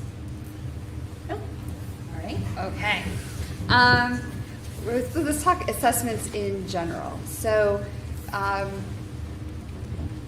this was a very interesting body of work to compile. I worked with, and I linked in a letter, if you will, or like an overview that will explain it in a lot more detail. A shortened version of this went out to teachers prior to vacation, so they, even though we would love them just to enjoy all of vacation, we know that teachers start to plan out what happens next over vacation a bit, and so we wanted them to be prepared. So last year, before I came on board, each of the elementary schools published an assessment calendar. And so they had every month what kinds of assessments would be done, and included in there are like the different assessments that we traditionally do: Early Bird, the Ames Web, the F&P, Fontes and Pinnell level assessment. They include the math ones as well. It talks about when different writing prompts will be due. So all of that kind of went out to everybody at the end of last year. And so we followed it for the fall testing, and I included the component of sending home the data. And now we are coming up on winter testing. So in between the fall testing and the winter testing, I've been meeting with teams, and with the math team and literacy team and each of the grade level teams, and we've talked a lot about the different assessments we do, how people use the data, which people use the data, how it blends into their decisions about who needs extra support or interventions, how long those interventions go. You get the idea. So it became clear to me that we needed some kind of a organizational structure for all of this, and we really need to look at the why behind the assessments and why we were doing different assessments.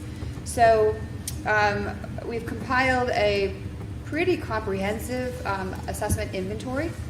So it includes every assessment that we give, not including special ed assessments used for academic testing, but in the regular ed classrooms, what all students receive as assessments. So we went through, we did that, and then we aligned it to what are the different skills that are being assessed through each of these assessments. It's really important when we look at data to look at multiple data points, not just rely on one assessment as our be-all, end-all, but to look at multiple different ones. And so it was good for us to kind of take a look at our state assessments, all the ones that I just mentioned, like the end of unit assessments and classroom things, and put them all into one big picture. From that, a couple of things became clear. We had some assessments we were doing that weren't being fully utilized. So like we were doing an assessment called the Fontes and Pinnell, which provides a lettered level that students are at for their reading comprehension. And it also provided a number of different three little subcategories of skills. And come to find out, we weren't actually using a lot of those we were kind of just looking at the letter. And we can do better than that. We could use a different data set there. So we kind of started to talk that through and look at, again, how were people using this? What were they getting from it? What was the purpose? And we realized that AimsWeb, which is a major assessment collection, if you will. Suite, yes. We started this a couple years ago. It's new to us. Again, it's a relatively new thing. So they only started it a couple years ago, and we use about a fourth of it. And there's a lot of other parts that are there that we weren't using at all. And so we decided for this winter assessment. So when you do 3 times, your fall and your spring are really important, right? So it lets you know as they're coming in, where they're at and what they need, and as they're going out, what you were able to do and what the next grade level really needs to know. The winter assessment is one we could make some changes and obviously will have impact, but not heavily impact the beginning and end dates. So we talked about this winter assessment, and we've decided we're going to shift away from Fontes and Pinnell. We're not going to be doing that assessment. That assessment is about 20 minutes per student individually that the classroom teachers use. So we're going to shift out of that. We're going to shift into 2 elements within the AimsWeb testing suite. So one element they already do, they're going to continue to do, that's on the computer. 2 other elements that they're going to do are not on the computer. One is similar to the Fontes and Pinnell in that it's like a passage that they read, and the teacher will check to see where their accuracy levels are with the reading. And then the second test they're going to do for comprehension, it's called a maze. It basically, and that's all outlined for you in that letter. The students are going to read through it, and every so often there are 3 words in the sentence, and all 3 words are there, and they have to circle which one makes sense in the sentence as they're reading. And that checks their comprehension. In addition to that, we are going to add a traditional spelling test. That's coming from so we have, it's sponsored by the state, it's volunteered by our teachers, a program called Letters Training. And in our school district, I'm so curious, statewide, we just have really high numbers, I think, per our teacher population. We have 16 teachers at Harold Martin participating voluntarily in an 18-month training called Letters. We have 6 teachers at Maple Street, and we have 6 teachers at the middle and high school that are also participating.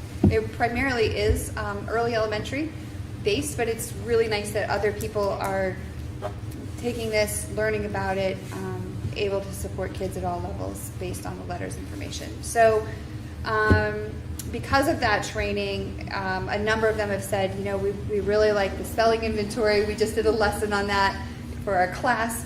Could we look at that as an option? And that actually will give us a lot of information about where students are at. So we are going to implement the letter spelling inventory.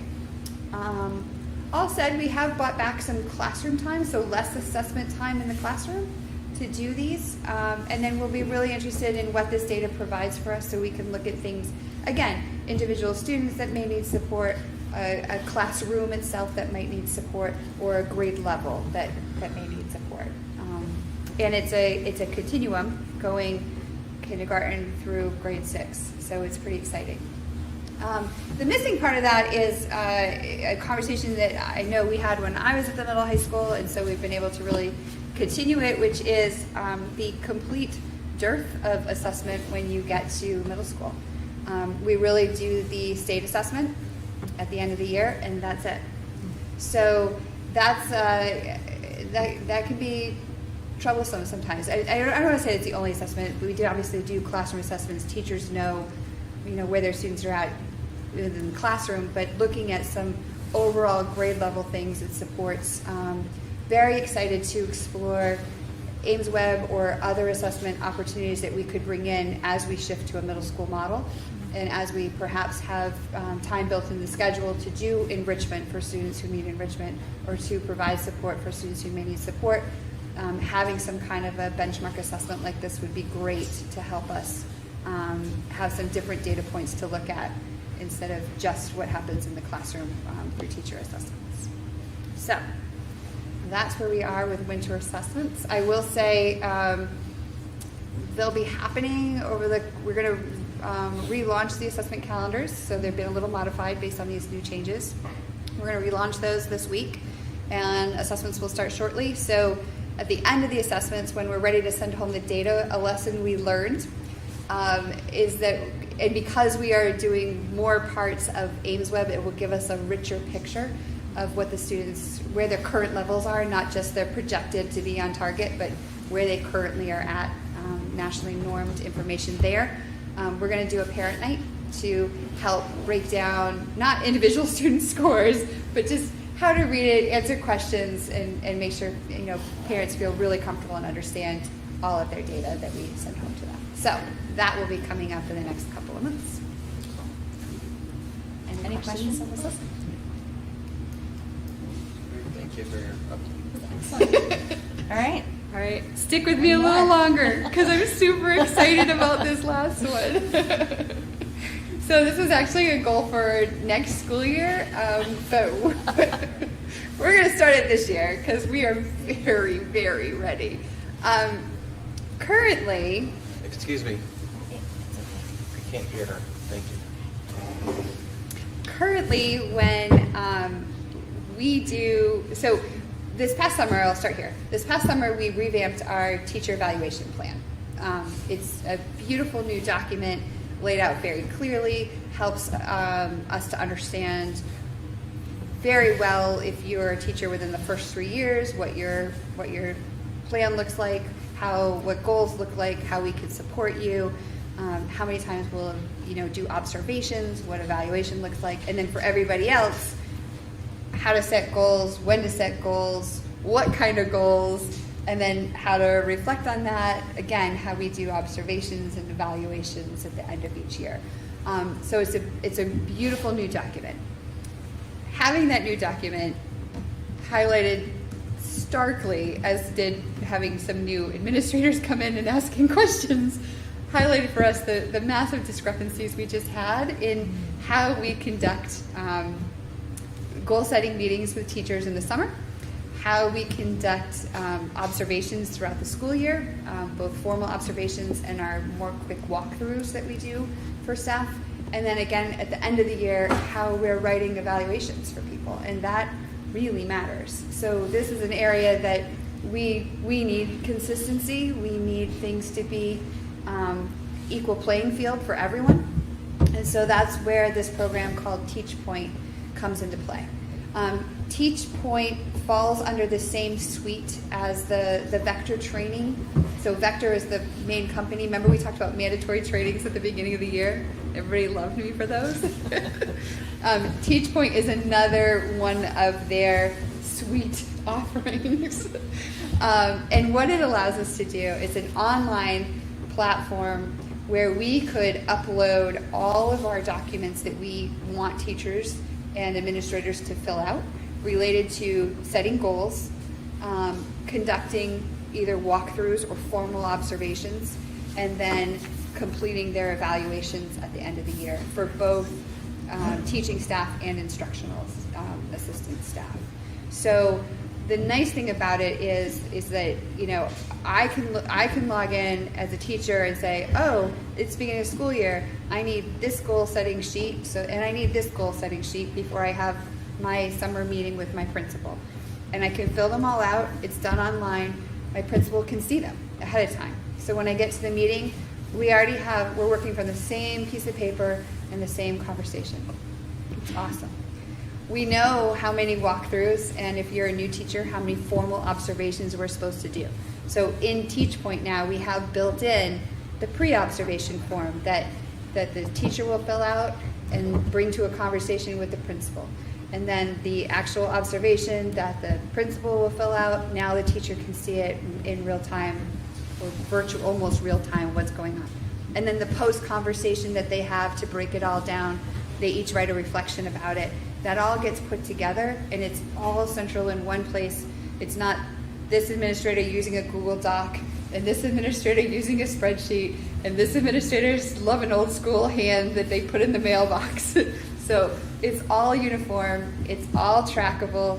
It helps us know that people are doing what they're supposed to be doing all throughout the year, so we can track and make sure that people are on target. And if we need to send a reminder to, hey, let's get some walkthroughs done, we can help support that.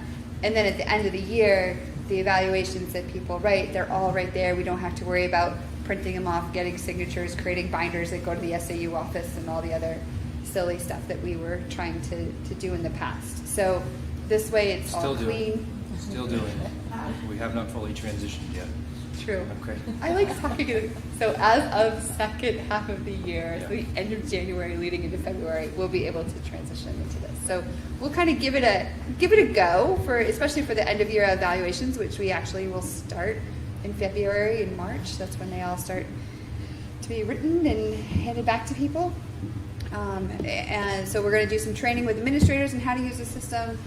We'll create some really great handouts that are very clear for teachers how to log in and get their information and see what they need to say. There's not too much they need to do other than grab the forms for the end of the year and upload those forms. So there's not too much for them there. There is a link in your document there that I gave you, so you can actually look at all the forms. I don't know if you've ever seen them before, but now you get to see them.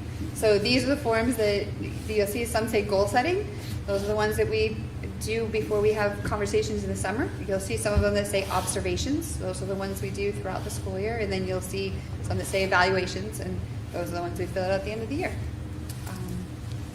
So that's pretty exciting, I think. We're in the feedback stage. I gave it to all the administrators prior to vacation and said, take a look and let me know what you think. I will tell you, this is a small detail, but I like this detail. The top where it's gray right now, it's going to be the Hopkinton green, and with white writing instead of the black, and we're going to have our cool logo that we've been using in the top left corner. So those are the small details that the company is still working on as we create our templates. Better than that, we do some training and we'll be ready to launch. Questions? Comments? I've been looking at documents. Yeah.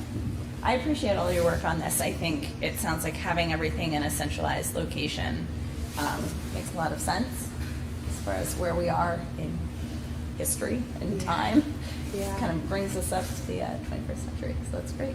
It is really nice, and eventually we'll be able to link in, the professional development that everybody does, and there's some other phases to this, and those will stay phases until next year. I'm not going to get overly ambitious on those. So that's next year. But I'm excited to try this out with everyone this year and see how it goes. Excellent. Thank you very much. Yeah. So it's okay? Yeah. Go ahead, your turn. Okay.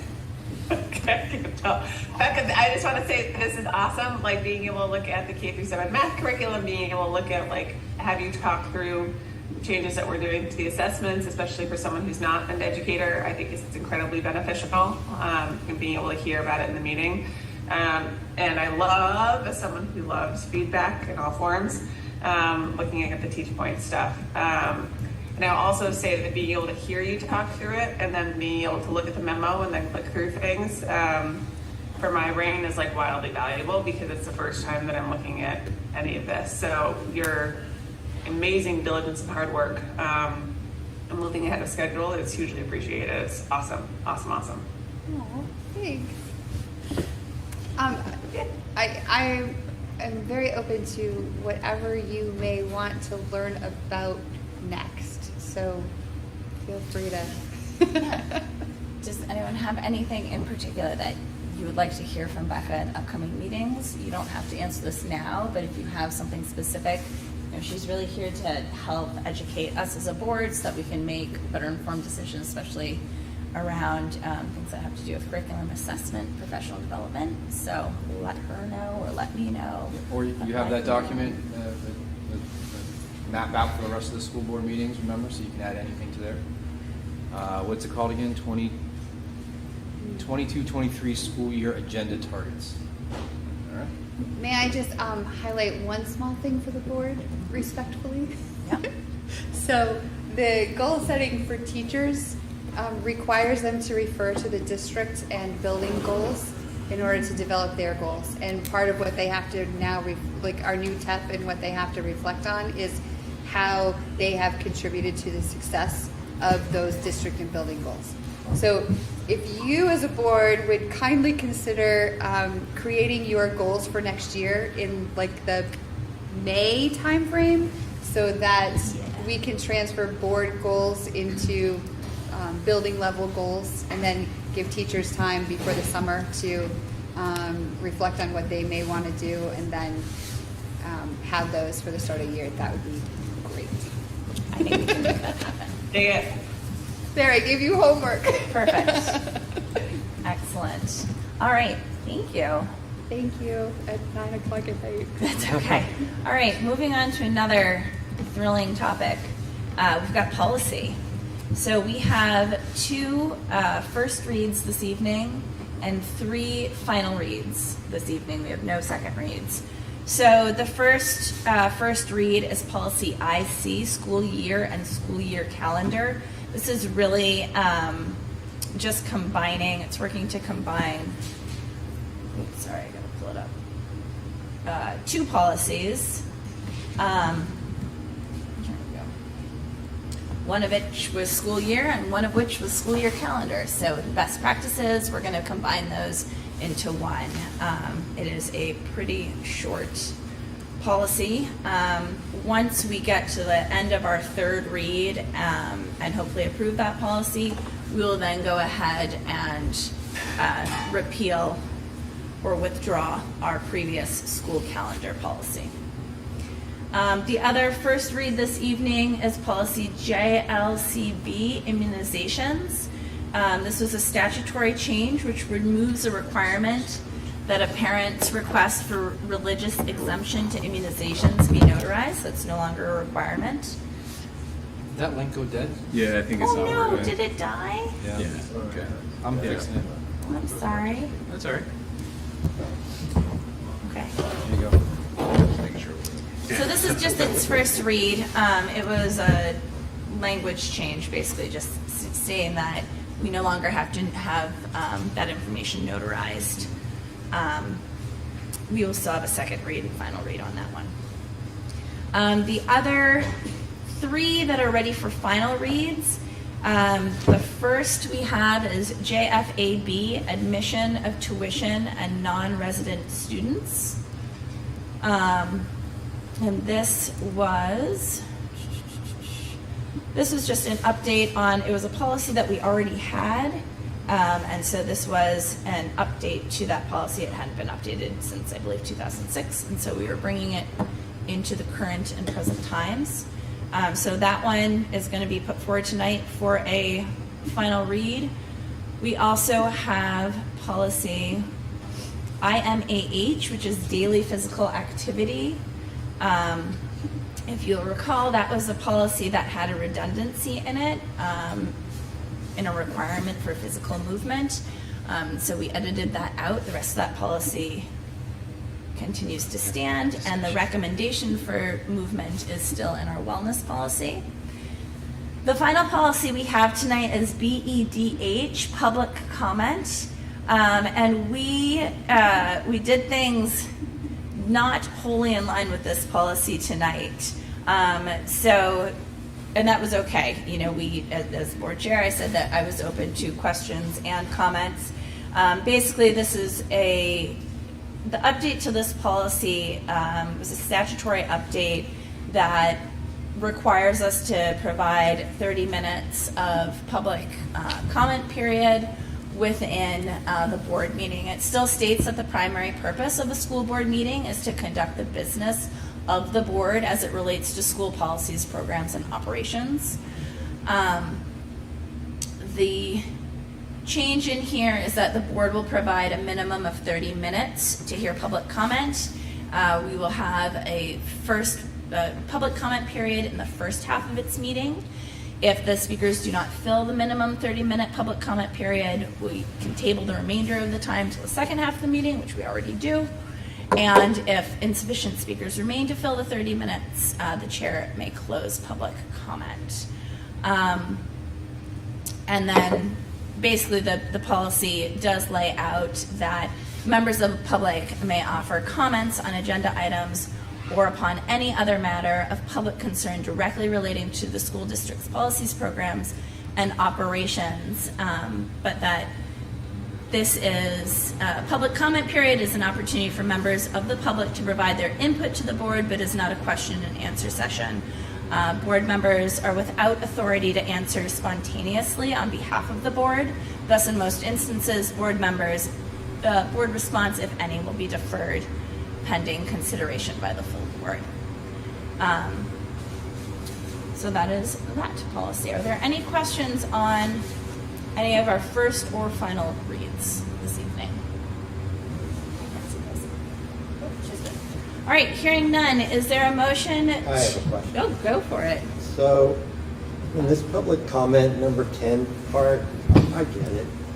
But I also think that if somebody has a comment that also has a simple question that we can give them an answer, I think we should just give them an answer. I mean, I guess there's this, in most instances piece.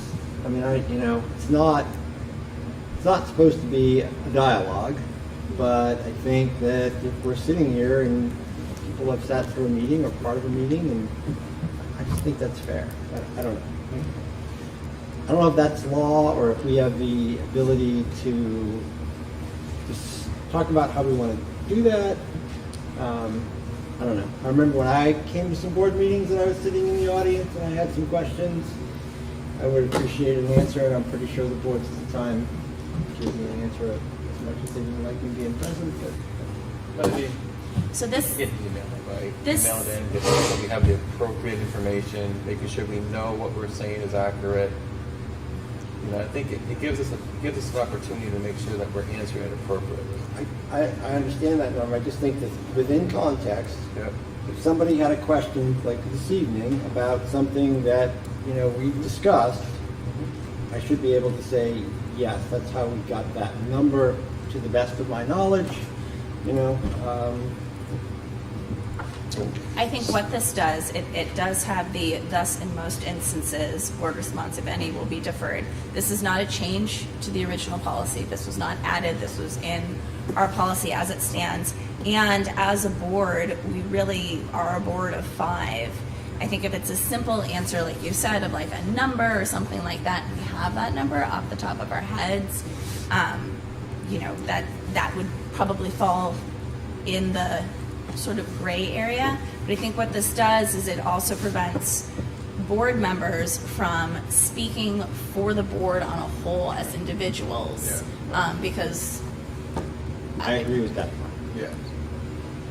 But I think as board chair, you are speaking on behalf of the board, and so, I don't know. I mean, I guess this, if you read I mean, I agree with Rob. I mean, if you read it, it's not saying you can't answer questions, and so to me, it feels like, I think if you're answering a question on behalf of the board, as board chair, that's fine with me. Or if you were yeah, 'cause to you're refer representing to the somebody board. on the board that would have the answer. I mean,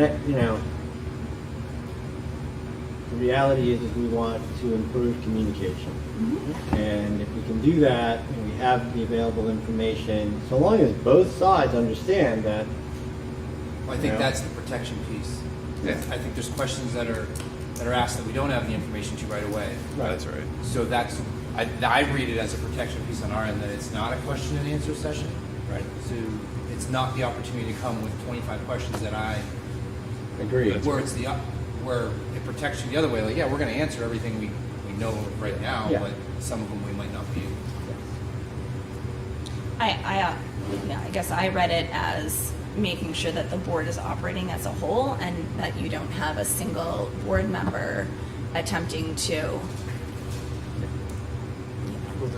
If I was here and I say the wrong answer, Rob spoke up many times saying, no, you're wrong. And it just piggybacks from there. I mean, if you don't feel comfortable with this moving forward, we can certainly take another look at it. And the specific, we have 8 legal references to this one. I don't know off the top of my head which one this is. I think it probably falls under, well, I'm not going to guess. So, would you like us to relook at this, or are you comfortable with it as it stands? The main changes to this is that we're ensuring that there is a 30-minute, up to 30-minute, or at least a 30-minute public comment period, which for our board really meant that we added a second public comment section. What I don't want is for folks to usurp the avenues that are currently open, which are calling, setting up a meeting, sending an email, I'm happy to meet with anyone, and holding questions to a board meeting that could be better and more clearly answered in a one-on-one conversation opposed to in a board meeting. I'd like to think on it a little bit before I vote to approve it. This Okay. is my personal. That's fine. Jim and I can talk about it in policy It's gonna be great. on Thursday, I think. All right, so with that, I'm going to bump this guy then to a final read. I'm going to hold him, actually. Move it back. He's going to go there. So, is there a motion to approve policies IMAH, daily physical activity, and JFAB, admission of tuition and non-resident students as presented? So moved. Second. Great. Any further discussion? Hearing none. All in favor? Aye. Aye. No one's opposed. Great. All right. That is it for policy this evening. Okay. All right. We're on to consent I will agenda. move quickly. On your link, you'll see that we have 2 resignations. Both IAs at this time. If you have questions, you can feel free to let me know. But we are sad to have more open, to lose the people and have openings. So those are live, I believe, already.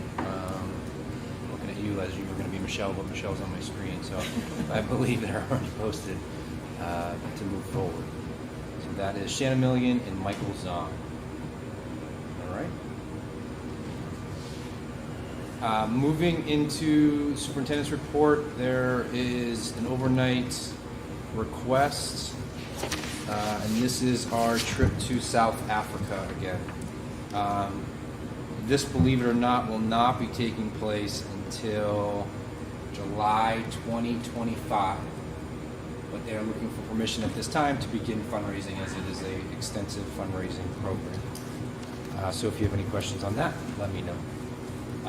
Last, really, a quick superintendent's report tonight is 2023. Believe it or not, in school years, around January 24th is about the end of the halfway part. So we're halfway through the school year. And when we met with the staff, when we were returning, the theme is we're back. And we're back to what we've been doing. And as Becca pointed out in several of the things, we're trying to actually do more than what we were doing before. And how hard each building has been working, the staff, with 2 new principals, a new assistant principal, a new director of curriculum, a new director of facilities. We've really learned how to mesh as a team at our level, but more specifically, I think the staff is accessing us as what we intended them to. With Patrice and Carrie and their new ideas, to picking up the baton from where they left off with Bill and Amy. There's been schedule changes, there's been pickup changes, there's been a lot of change in this district in a short time. And the teachers here have just done a phenomenal job of continuing to achieve with our students. Change is difficult at any part of your life, whether it's personal or professional. And what our staff have done in this first half of the year is pretty exciting, and actually I'm more excited for how we can finish the year and take some of these things that we're trying to support the teachers into from better evaluation to more supportive roles with illustrative math and things of that. I'm just very proud to be here. It's pretty cool, and I always make the joke. Actually, I made it again today. Like, if I'm not here tomorrow, everyone's still showing up, and the students and staff are just amazing here. So we're going to continue to get better, but it's really awesome to watch. It's really awesome. So that was it. So next will be Michelle for financials and donations. Yes, so we have a few donations. One is in the value of $2,000 in Wi-Fi hardware that came from Governor Wentworth Regional School District, so thank you to them. And then Amy Roth applied for a grant from Vermont Energy Education Program for her compositing project, and so 806.91. And then we received a $5,000 donation to help support student services and students' families in need from Mary Elliott Trust. So that's the donations. As far as the financial, the November is what we're on right now, and we're just under $100,000 at this point. Now, a couple things to keep in mind is, one thing, like I pointed out earlier, is that we just got approval for a grant that then I'll be able to do some reclassing and take the funds that are allocated right now to general fund and actually put them in the federal project area, so that will change to make that go up higher. We did not receive the check from New Hampshire Retirement, nor did I add it in as anticipated here. So that's another amount that in the future would show up as we're trying to get to that, at this point anyways, 264,000 mark, which is 150,000 fund balance, and then the 114 and change from the New Hampshire Retirement that actually came from the state of New Hampshire. I'd be happy to answer any questions if there are any at this time. Michelle, what was the grant for and how much was it for? It's the IDEA preschool, so it's over $200,000. But with that, the grant start period isn't exactly the start period of the school. So there's a few weeks that are going to be general fund and not grant funded. So if I had to take a stab, I'd say about 200,000 would be the shift.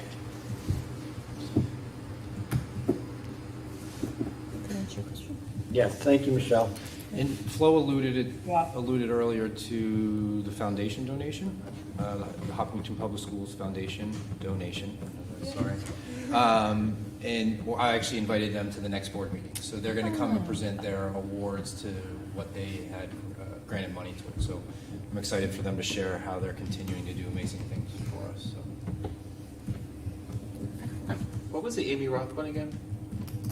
The composting project, so that's part of this. Was that the one that you helped write? Yeah. Yeah, great job. Yeah, I wrote that with Ava and Gail, and we applied for 2 rotating composters for the middle Yeah. high school to supplement the Hopkinton Public Schools Foundation grant. Good job. It's awesome. Thank you. Any other questions for Michelle? Okay, Becca, updates. I just have one. So in the work that we've been doing, in the past we've had curriculum council. Our curriculum council membership has waned a little bit this year. I think there's a bit of fatigue in different committees. So I've had some conversations with Matt Krugman, who is the chair for that committee. We're gonna put it on hold for a little while in order to shift to a task force. Task force. It's a task force now. It's a good one. There's an end in sight. It has an ending. And they're going to focus on a project called A Portrait of a Learner. We started this last year. The Curriculum Council started this work last year a little bit more localized. And we feel that based on some of the work that we've done with the strategic plan, following a similar process for the Portrait of a Learner will help us round out what our goals and expectations are for students, their experience in our schools from kindergarten through grade 12. A lot of school districts are already doing this work, so we're joining in the game. It will line up very well to NEASC reaccreditation when they look at Portrait of a Graduate. So we are taking that Portrait of a Graduate concept and broadening it to the entire district. And so we'll be doing that. It'll solicit some larger community input, a lot of student input, teacher input, and then we'll kind of have a process for defining what that is. So later on this school year, we'll come forward to the board with a presentation on that. But Matt Krugman will continue to kind of chair that work of a Portrait of a Learner. A number of the building administrators are also on board. Jake, Patrice, Carrie are on board with supporting that work in their schools as well. So I'm excited by that. It's going to be a good project. A lot of times that work is done in conjunction with a strategic plan, but because we were essentially creating a strategic plan, the strategic plan had to come before the next step. So that's how it'll start to mirror, and you'll be able to present the portrait of what we want in our students along with our strategic plan process. So with that, I would ask for you to accept the consent agenda as presented. Second. Great. Any discussion? Hearing none? Sorry. All in favor? Aye. Any opposed? Okay. Consent agenda moves forward. Okay, so this is a little different than what is on the agenda. I'm going to move committee updates to before public comment. So, do we have any committee updates? I haven't really had a chance for many committees to meet, I'm realizing. I think finance met in between. Yeah, so we met prior to break, and essentially our update was what we presented tonight. Yeah, and just a couple of the things that we talked about at that meeting was there was a lot of discussion about savings, when we hire appropriately. And one of the things that I had started to flesh out was just looking at what those savings would be when somebody comes off and somebody comes on at a Master's 5 or BA 5. And then through our discussion, we really talked about a more accurate way of looking at that. It's got to be longitudinal. So if I leave at, masters with top of the scale, and we hire somebody at BA5, what are those savings out over the next 10 years? So we're going to do some work with that. You'll see it coming forward. Ooh, the glossary. The glossary is almost ready to go live, I believe. So we spent a lot of time, thank you, Don Houston, for asking, putting that together. And I think it's just in the touch-up stage. So hopefully before the next meeting, that'll be on the website. And did a little bit of looking at per pupil costs. As much as I don't like that concept, I did want to go and do some data searching. So I looked at the last bit of data that was available from the state and seeing which schools are north and south of us. And I'll take and go back and look at probably, I think what's available is going back about 10 years. So just to give us a little bit of a, where are we in the construct of not just similar sized schools, but similar communities. And there's some difficulties in there because someplace like John Stark is just a high school, so they don't have their elementary costs built in, and elementary per pupil costs tend to be less than others. So anyway, that's some of the things that we worked on, and then obviously we spent a lot of time talking about what we talked about tonight. So that's my update. Great. CIP committee, did you guys meet? Yeah, CIP, we alluded to it tonight, but we'll have the new format for the meeting on the 17th, which will be sort of two versions as we talked about. So that'll be, I think, really exciting, and Jim's ready to talk through that, and Jim Rizicki. And then Norm, if you want to fill in for the energy steering committee, they met the last time, the Thursday right before break. I was in the hospital, so I wasn't there.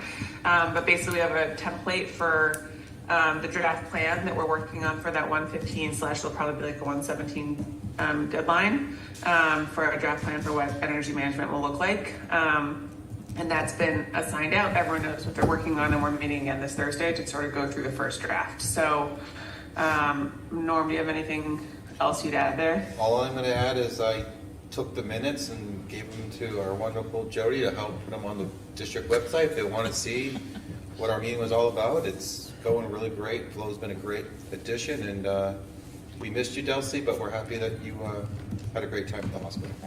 Did you have anything you wanted to add about that meeting? No. Okay, excellent. The plan for that, Delcy, draft plan is what? The January meeting? She's nodding her head She yes. said 17. I think it's the Okay. 17th. So we're meeting this Thursday? Yeah. So This we're going to be Thursday. Yeah. we're going to put it together and go from there. Yep. It's exciting. Excellent.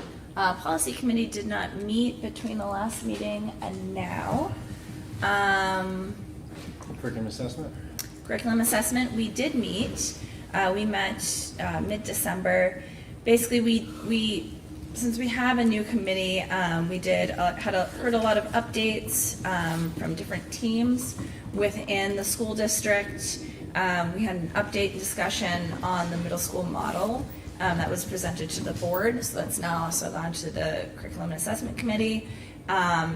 And then did a little bit of brainstorming around additional committee goals because we already accomplished our goal for the year, which was the multiple pathways to graduation. So we are working on some additional goals that will probably be around assessment and or report cards. So those are those committees. Any other committee updates? I think those are all of our committees. We have a lot of committees. All right, and with that, I'm going to go ahead and open up our second public comment portion of the evening. You guys know the drill. Back to policy on public comment. I appreciate what Rob was speaking about. Another note in that is sometimes questions proposed and Michelle or Superintendent Flint answers it. I don't know how that falls under the policy, but that wasn't discussed, and sometimes it's a simple question that those guys answer. And then you spoke to certainly the other avenues of a prepared question and reaching out to a board member, but if I was to email you a board question, aren't you then not answering as a board, as a whole, but as an individual board member? That's kind of an interesting concept. You know, if I email Jim before you answer, do you reach out to each other and then answer, or so then you're representing not as a whole in answering the question. So just when you're discussing a policy, that came to mind. On the schedule, we have 2022 listed as the on the agenda. It still says 2022, and the next meeting says 2022 on the bottom. I just want to stay. We know why that happened. And then under support material, if you click on it, it says you need access to it. So I'm curious what the other access is. I just clicked it. Well, towards the end. That's just it's a routing error. So there's no reason. So You don't have, it's not working at all? No, I just hit it. Okay, I'll talk to Matt. There's no support materials? No, I couldn't read any of it. So I put a bunch in there. I don't know what okay, they were supposed to be dropped. They're there, they're just, Okay. there's an access error. Google, you don't Yeah. have access to it. So just wanted to make a quick note about that. I didn't know if there was stuff in there that you needed to Nope. discuss first and then it was. No, just an error. That's it. Where is it saying 2022? On the agenda, you used last year's template and then put in one. Right here. Our agenda. 2022, Oh, on our and then on the agenda? bottom, yeah. Oh, just there it is. Just so that doesn't get confused Thanks. as previous year. Yep, You can fix okay. that and then moving forward. Thank you. Thanks.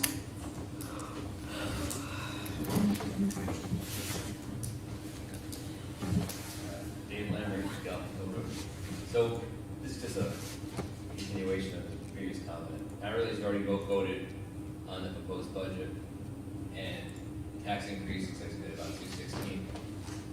That's just the school side. There's still the impact of the whole town side that homeowners have to, cover. So if you're at 216 and the town adds another $1 or $2, that's a $4, $4 or $5, I don't know, increase. It's a lot of money.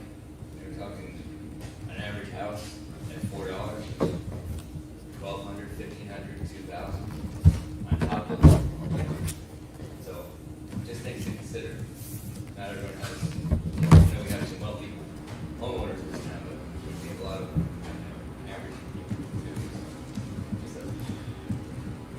It's all talk about the school side. There's still a tax to the town side that gets added to that building. Just a food for thought. Thanks. Thank you.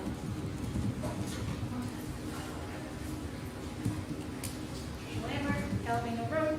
So just to extend on that, just looking at today's WWR, which the lady news in New Hampshire.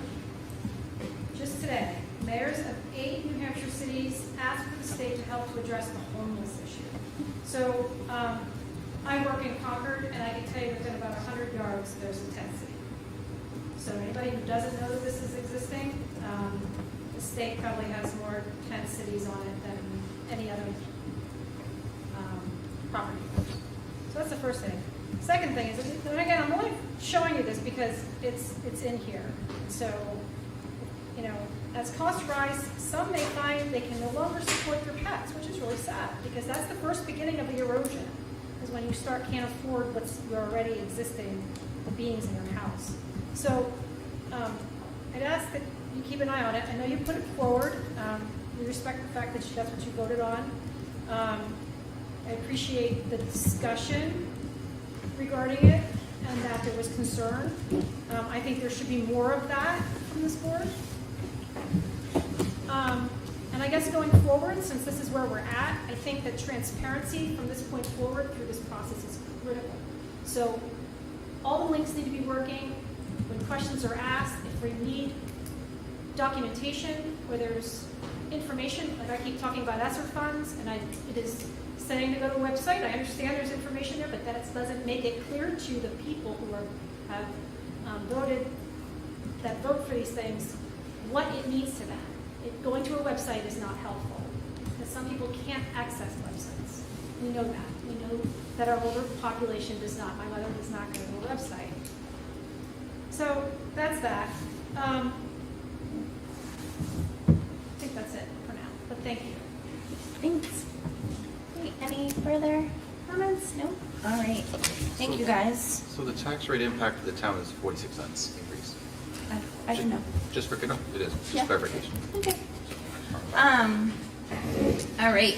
So, going back, I'll go ahead and close public comment. We definitely hit our 30 minutes tonight. Great job, us. Other business, old business, anything else that the board needs to raise? No?